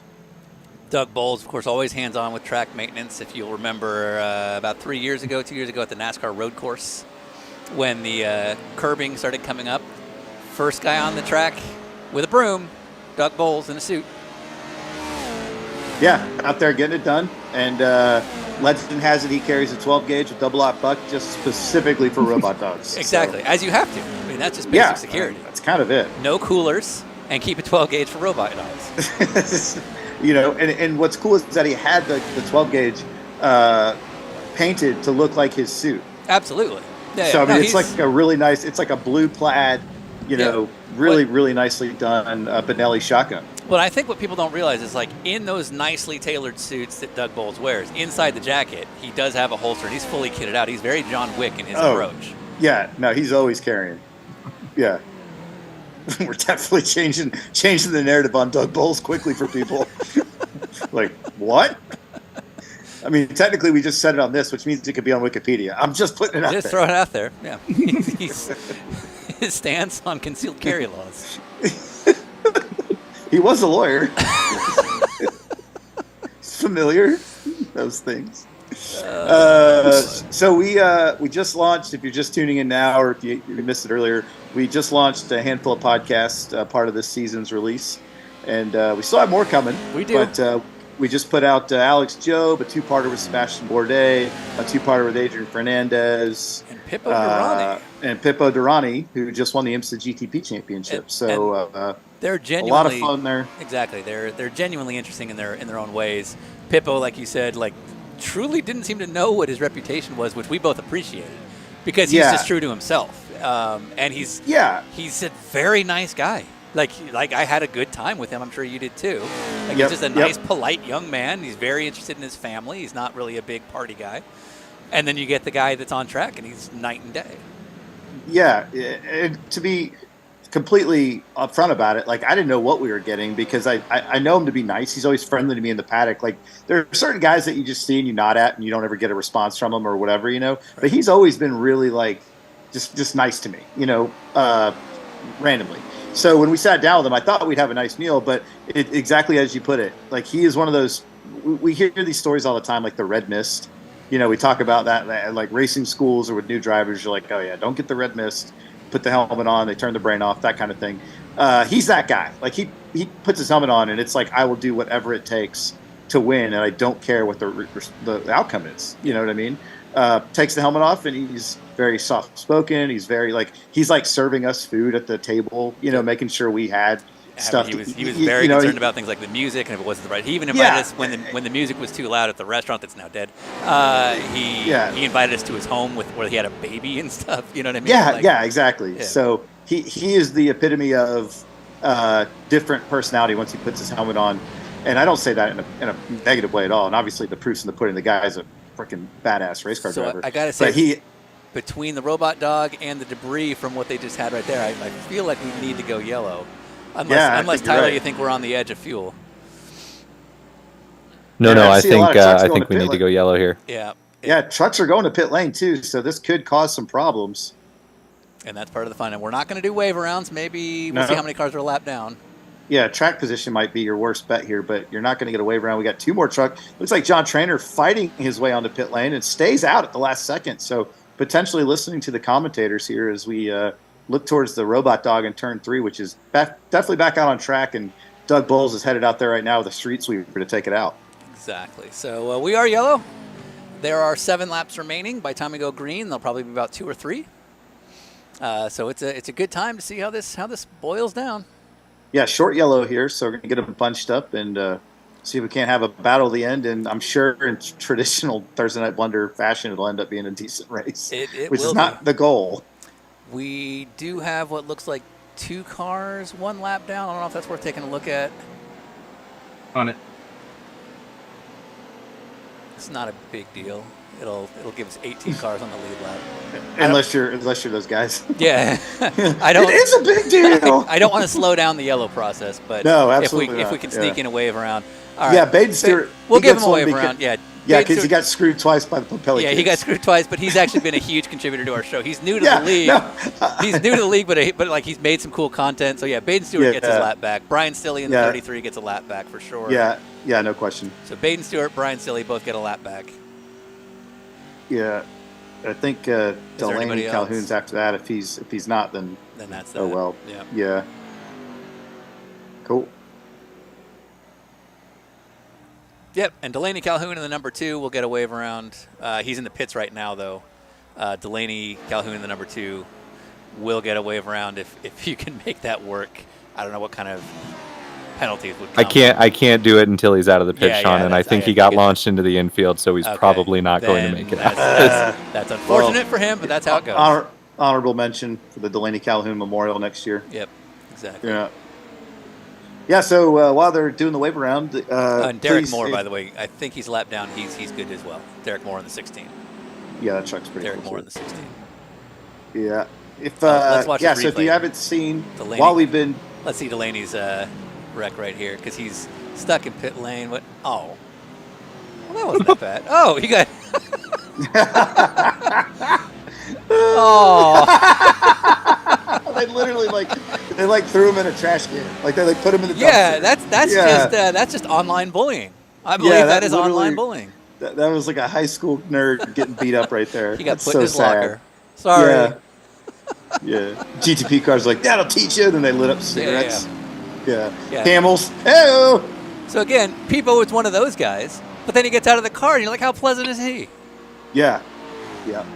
So if you haven't seen yet or checked the website, looks like Spencer is back with us. The podcast we just uploaded literally mid-broadcast here on purpose. We planned it. That we have a handful of new podcasts. Please go take a listen to those. We put them out there right before your holiday travels so you can enjoy those while you're off to see your family during the holiday season. But you really do learn a lot. I mean, we'll talk about Sebastian Bourdais, for example. So never had a bad opinion on the guy. I didn't know him at all. But, I know he's kind of mixed among fans because he's kind of a hard guy to read. And I think you and I both had the same takeaway. It was like, no, he's just kind of quiet. And people kind of read that wrong. Yeah, he's an engineer by trade. Yeah. You know what I mean? Like he's got that same kind of brain that a lot of the engineering side of the sport has, which is traditionally not very social and not very outgoing. It kind of sticks to their own thing, and he's that way. Like I think when we sat down with him, he was in the middle of doing a bunch of renovation projects on his house. Yep. You know what I mean? And loving every second of it. And that's kind of his thing. So when you take somebody with that personality, but you cast him in the limelight because he's extremely talented, 4-time IndyCar champion, it's like he's going to have a lot of interviews, and he's probably not the guy that wants to do a lot of interviews. Yep. So I think we got a good read on him, and letting him tell his side of the story on a couple of things that have been discussed throughout the history of Dinner with Racers, as well as getting his take on how the F1 thing went. I think that was really, really cool. Yep. Fantastic interview. A lot of candor. I mean, he's his own worst critic, and he was more than happy to talk about where his shortcomings were as a driver, despite the fact that, if you're an IndyCar fan, there's kind of no better. But he's very open about where he felt his weaknesses were, especially in something like Formula One. So it was a really good. It's a two-parter because there was just so much to include.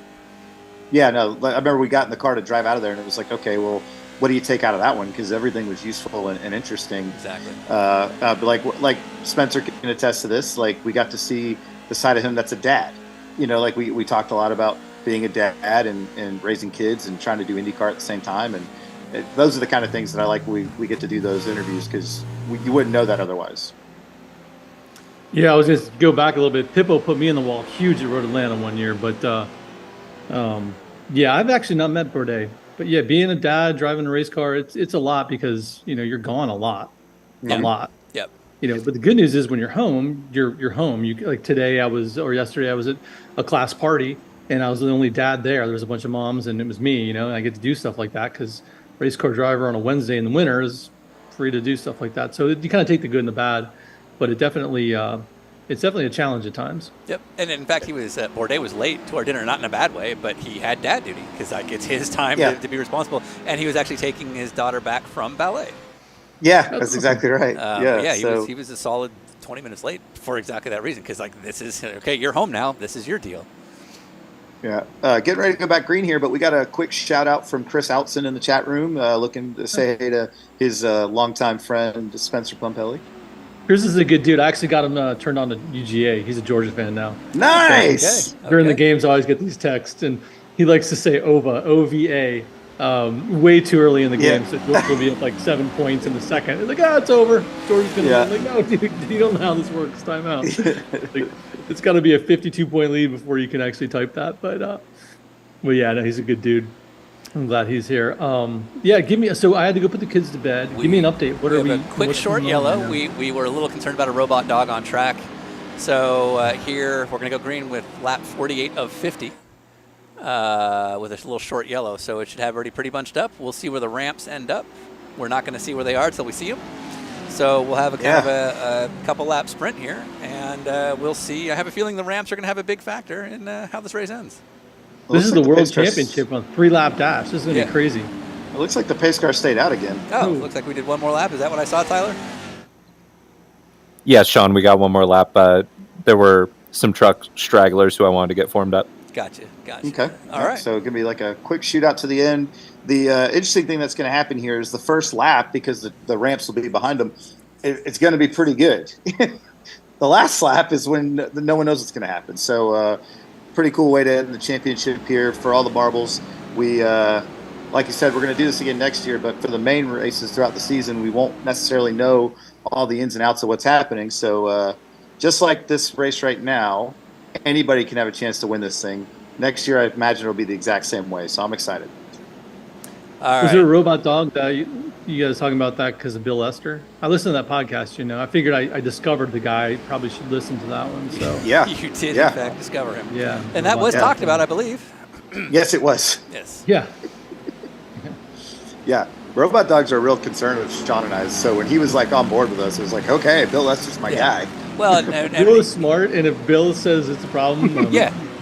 Well, we got a wreck here under yellow. He's a computer. Oh, what is happening? I don't know, but like that was a car that was in the top 15. It looked like, and definitely not in a good spot now. Stewart, and I think he's stuck in a wave around process now. Oh, Baden Stewart, man, there's been a lot of love for him in the chat room because the Pompelli kids ruined his night, and so we gave him some wave rounds while Spencer's putting the kids to bed. And in the chat room, there's actually a Justice for Baden hashtag started. So we haven't talked about the 53 Diablo Racing livery that's out there. We are about to Hang on a second. green here. We are back to green here. It's going to be a shootout. Yeah, we'll do a recap on that livery, but we are green flag, shootout to the end, lap 49. So got some side drafting going on for the lead. John Trainer, this is for everything. This is to declare a world champion. Looks like Lance Snyder.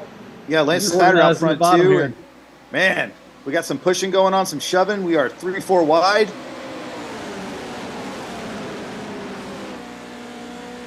Lap 49 of 50. All right. I believe it will end after 50, so this should be about a lap and a half to go. Anybody's guess. John Trainer has been fast all day. He was quick in practice, quick in qualifying. Yeah. He's got a pretty good handle. The Nissans are quiet. Where are they? They're going to get formed up. We'll have to see. Up. Looks like Lance Snyder to the bottom there takes the lead. And a little bit of a bump. Oh, we got contact. Not even no GTP. Oh, no. Oh, wow. Now, these are four-wheel drive. So yeah, no GTP cars involved at all there. That was just all on them. Everybody's still oh, no, one guy's spinning around. Oh, we got two guys in the fence. And it's David Lindhagen is currently leading now. Wow, David Lindhagen, hated by many in the Steve Carell camp here. But David Lindhagen, he's going to – and we have ramps on the front stretch. And no one's made it so far. The whole field. No one's made it so far. Through. Oh, I think the Piggly Wiggly truck made it through. One truck made it through. White flag. White flag. Can the Rams get back together? It's now basically a 5-car race. I believe that is Michael Kelly leading. He's got about a second up on everybody, but if the ramps can get formed up, it's not over. He still has to get through those ramps one more time. Absolutely. Man, we had like 40 trucks in a pack there. Now we have 5. We are coming down to it. This is a race for second for these guys here. They're side by side. They need to work together here to try to catch up to Michael Kelly. But, man, again, Michael Kelly with a great job getting through those GTP cars. There's a lot of chaos. He found one gap, went right through the middle. But he's going to come up on a pack of GTP cars here, so who knows? Yeah, if those ramps can get reformed up, a few of them might have been knocked out of the park, but if a few of them can get together, he's still got to get through them one more time. So these other 4 are not out. Two classic Pompelli liveries in second and third here in the catbird seat. Here we go. Yeah, I'm thinking John Trainer might be in a good spot here, sitting fourth. These guys are going to go through, maybe punch a hole for him. Onto the front straight. Where we're at. All right, we're on the front stretch. This should be it. This is the white flag. This is the start. Oh, here we go. Boy. Oh, there's they've staggered. Oh no, they've staggered. Can he do it? Oh, who is it? Through. No. He's through. Who is that? He's gonna pull it off. Michael Kelly does it. Win. Michael Kelly. Michael Kelly. Michael Kelly is a world champion. You are the Thursday night Blunder world champion. A hell of a finish. Hell of a job by the ramps to get organized and make quite the campus to navigate. Man, let's get the rundown here. It looks like we got Tucker in second, Trainer third, Gross fourth. Baden Stewart coming home with the top 5 after 2 failures to get wave rounds from the Pompelli kids. So hell of a rebound there. Wow. Well, that was impressive. Heck of a job by Michael Kelly to survive all that. Spence, was this everything you dreamed of? And more, guys, and more. We got cars. I will say, when I put the kids to bed, they both said, "Daddy, that was a lot of fun." So I appreciate you guys having them on. They really enjoyed it. Well, good. They're huge made their night celebrities. and mine. But yeah, this was great, and I want to see the livery of the winning truck. Well, we'll get to Michael. We'll take a close up here. Michael Kelly, the Tim George Jr. tribute. Yeah. Was Tyler Tucker, and he finished second. All right, so that's Michael. So that's nice. Is that that's Spencer on the side of that truck. There it is. Yeah. So my first ever professional race was in the number 56 Diablo Camaro Daytona 1998, and that is the livery. He copied it. Wow. And then he found an old Andy Hartwell article that's still floating on the internet and copied a picture from there too. So that's impressive. I think he might have dropped out. Right there. Yeah, unfortunately, I think he dropped out. Yeah, he dropped out, so we'd have to see a replay of his car to be able to take a close look at that Diablo Racing tribute. But wasn't that Michael Kelly? Yeah, but my point is he hit escape, so his car disappeared. He logged out. He logged out. But we can get an interview with him and talk about how that came about. Yeah. But I do like that he had himself listed as from Virginia, and I don't know if that's actual or if that's what he's done just to give a Pompelli tribute. But either way, it's so this is your first race car. That is the Diablo Camaro GT1 Daytona 1998. Nice. Doing a burnout here for the fans. Even though I don't think we probably were on track for about 7 of the 24 hours. And I bought that ride, I will admit. Now this is not the car that you drove when you $6,000 is what I paid. $6,000 entry fee. Wow, Jesus. For your seat. Wow. I think it's $600,000 now. So I don't even know what a seat at Daytona costs. Because this might be viewed by some youngins, I'm not going to say exactly what I want to say, but was this the car that you may or may not have developed some infamy with from our podcast? No. I thought that was a Porsche. That was the RPM Porsche. Yeah, that's right. Okay. Yeah, Mike Pickett. Mm-hmm. Yeah, that was in that was a couple years later, 2004 maybe. Now look at the slow-mo shot there with the truck flipping through the background. Yeah, so I don't know how hard it is, but I'd love to see that last that final lap there, Jonathan, if there's a way to get to the back straight or the front straightaway there to see, because I don't know how the heck he pulled that off. Yeah, I think Kelly was P2 going in the last turn. Well, it looked like they staggered the GTP cars, and so he got through one of the gaps in the first one, and he had to do like a lane change maneuver to get around the second, and just got really the timing perfectly. So. All right, so we were here. We go. So here's a replay, and I don't know where Michael is right here. Just chaos already. This is just nuts. So this is taken. Is this the white? This must be the white, yeah. Because okay, so that's him taking the white right there. So dumb. So dumb. That's yeah, there he is, P2. Yeah, so he's P2. Yeah. I thought the black car won the whole thing. I don't know what happened. No, he got taken out at the TG Junior car? I thought the black car won. Yeah, the TG Junior car was in the lead here. It was a lapper. Oh, that's a lapper? Oh, okay. I see. Okay. So we're watching the battle for the lead there between. So I don't even know what happened in the win. Then I was calling the Michael Kelly car. Well, Michael Kelly did win. I was calling the Tim George car, thinking he was Michael Kelly. Yeah. Yeah, so Tim Pompelli's first professional race, Pompelli's second professional race are lined up nose to tail here for the win. See. So okay, so this is for the win, which we didn't realize as we were 37 is actually a lap car too. Okay, so here he goes. Was it? Here he goes into 37? 3. Sorry, Spence. Well, now it's back to be a blunder. Yeah. Exactly. We're back on brand. We had no idea what's happening. Okay.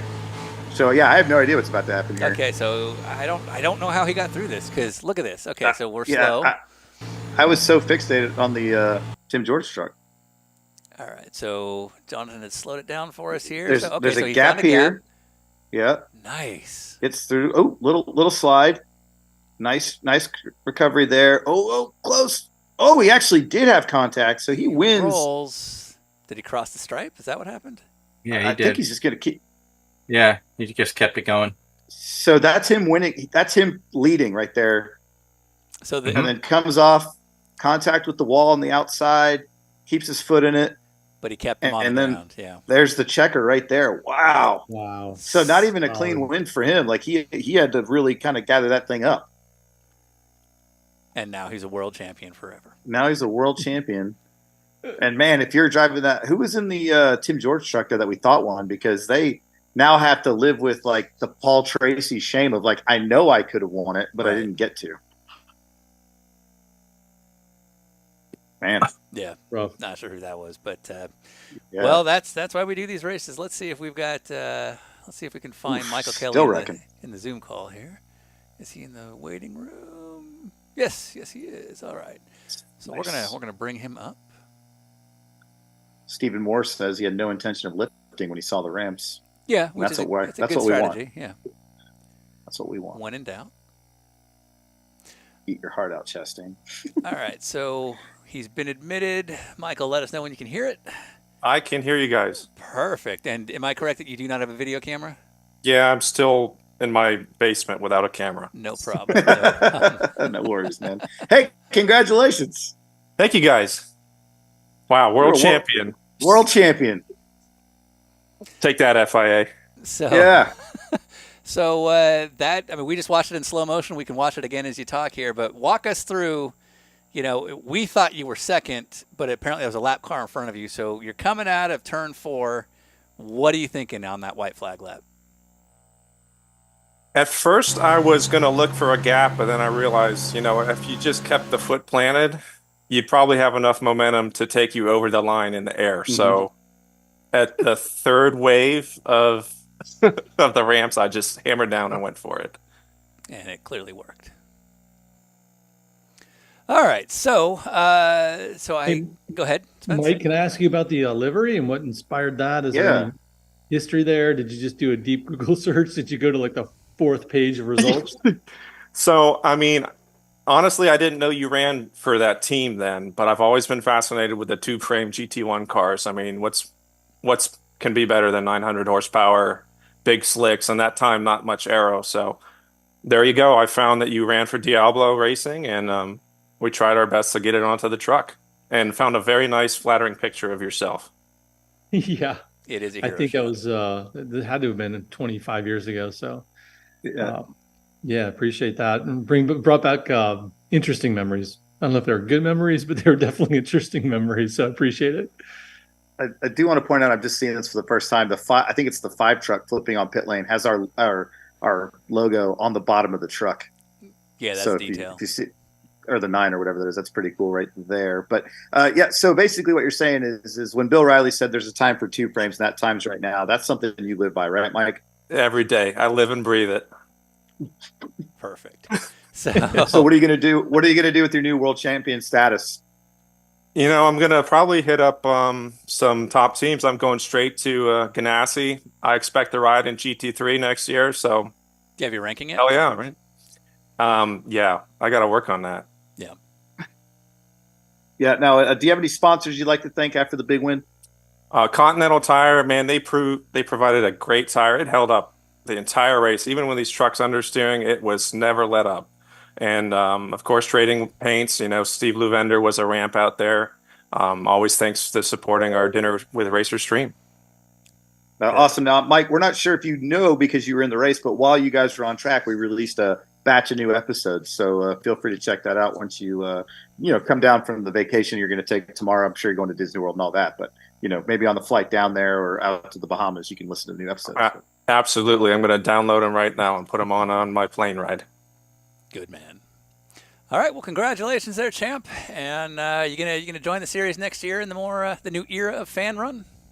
Yeah, absolutely. It's been a little while since we've all been together, but it was great hanging out with all the cast of characters. So it's always fun getting on the sim and doing ridiculous things with your friends. So thanks you guys for doing this for us. Awesome. Well, thank you for doing it, and congratulations.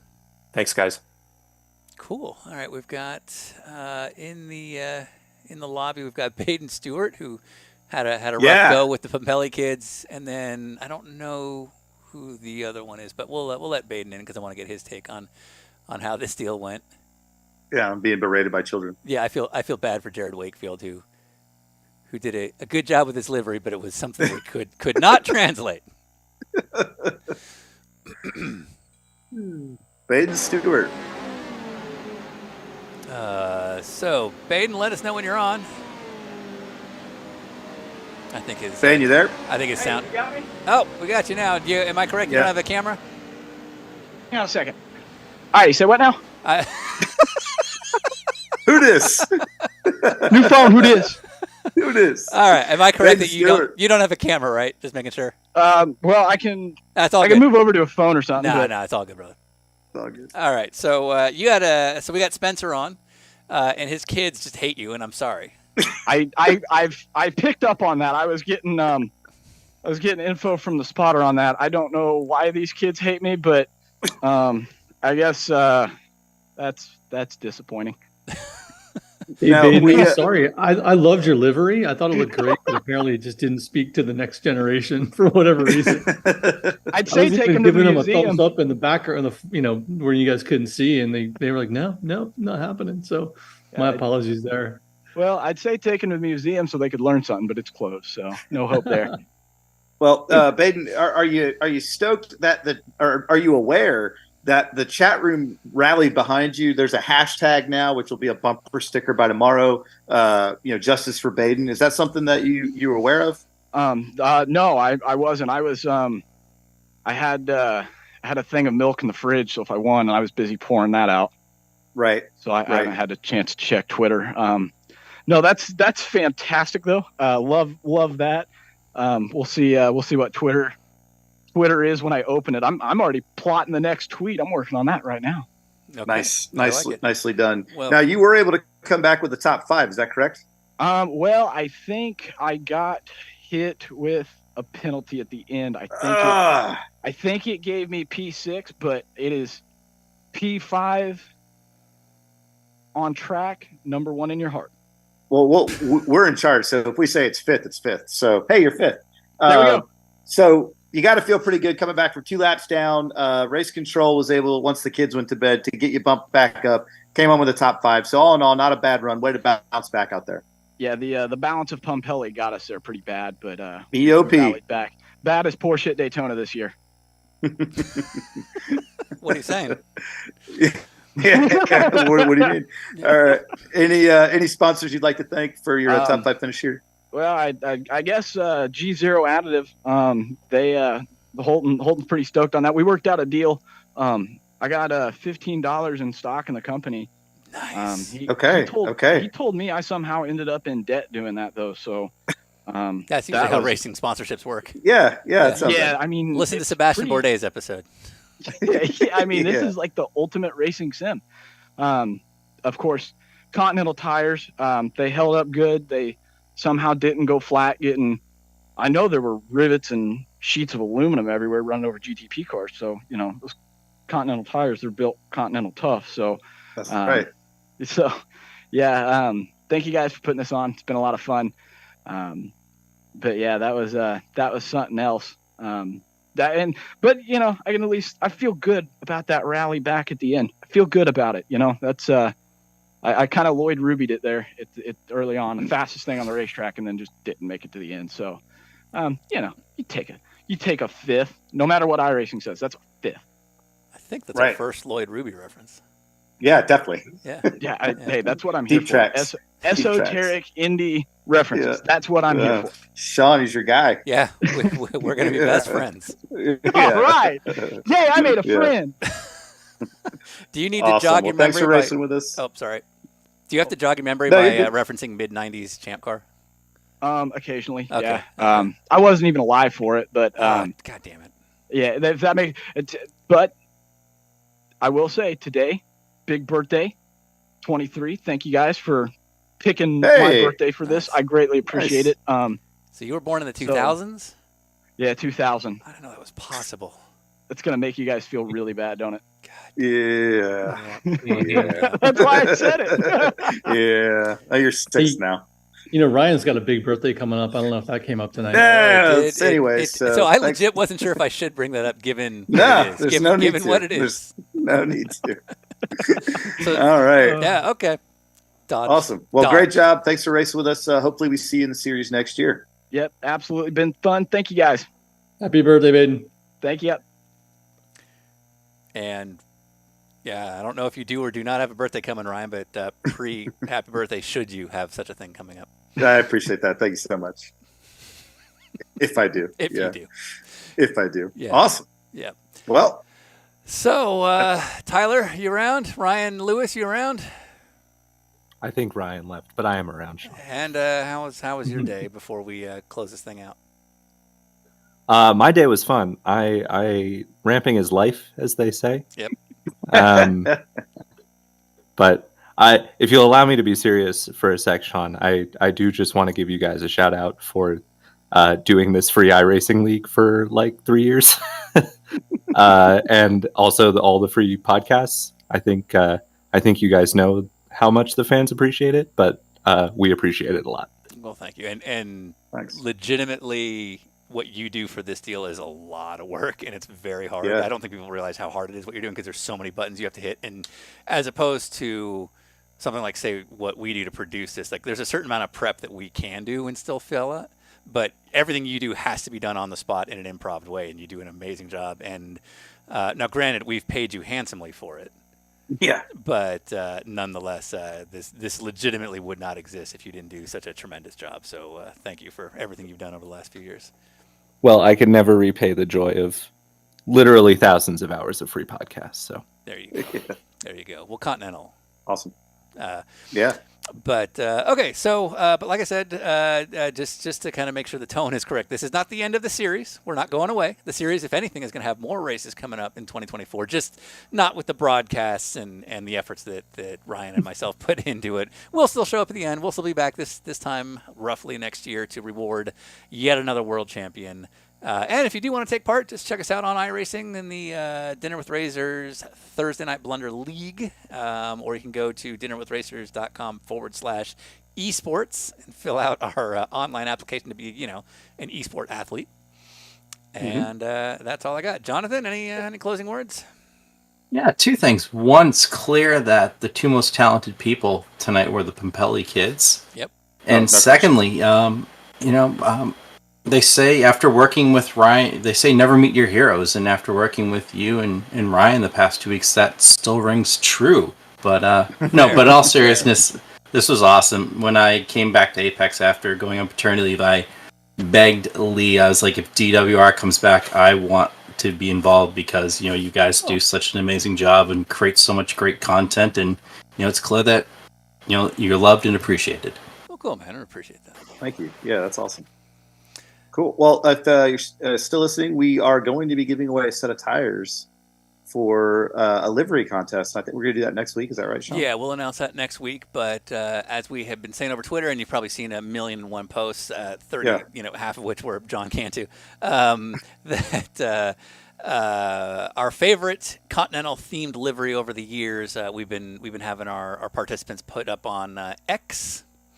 And Continental and ourselves will choose our favorite livery. They're going to get a free set of Continental tires for their efforts. If you have a favorite, by all means, hit reply, hit the repost button. Let us know what ones you like. If you go to #ContiBlunder, and that will have everybody who's taken part in this fun little contest. And that's basically that. So Spence, you still there?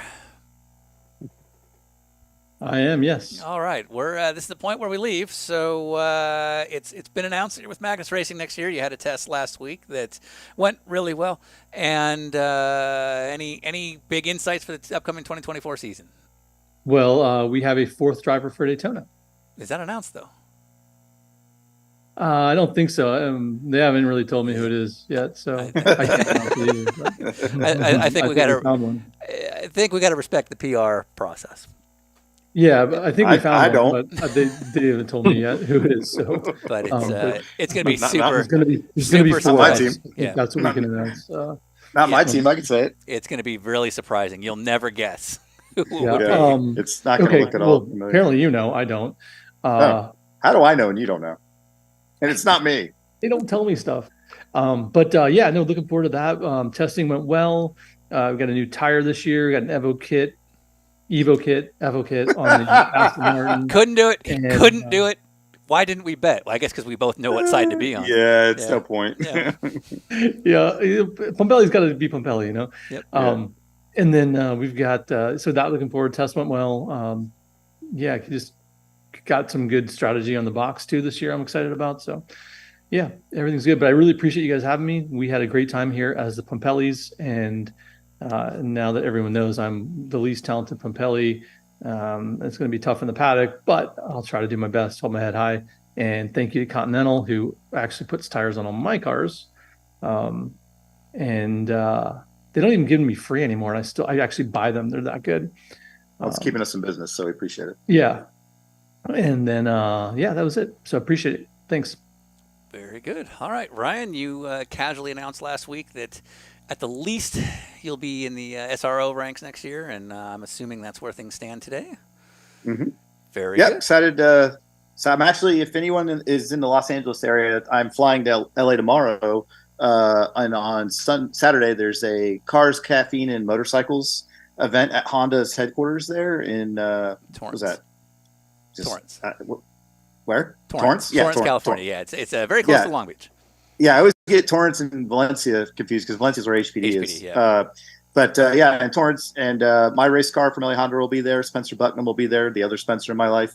And we're going to have a lot of fun, hand out a lot of hero cards, stickers, and all sorts of stuff. So if you're in LA on Saturday, come see me. It looks like next year I'll be doing GT4 racing as well as some other stuff I'm working on. But more importantly, we've got our streaming series on Motor Trend Plus and on our YouTube channel, as well as the podcast, which we just launched a bunch of this evening. And we have more coming from there too. So please keep supporting us. You guys have been awesome. And letting Continental know how much you appreciate us keeps us on the road. So thanks, guys. And I didn't think about it. Hold on. Let me do the most important part of the day. I just thought of it, so it's going to take a second. Turn the volume up. That was Radiohead. There we go. Good? There we go. Spence, you like banana phones?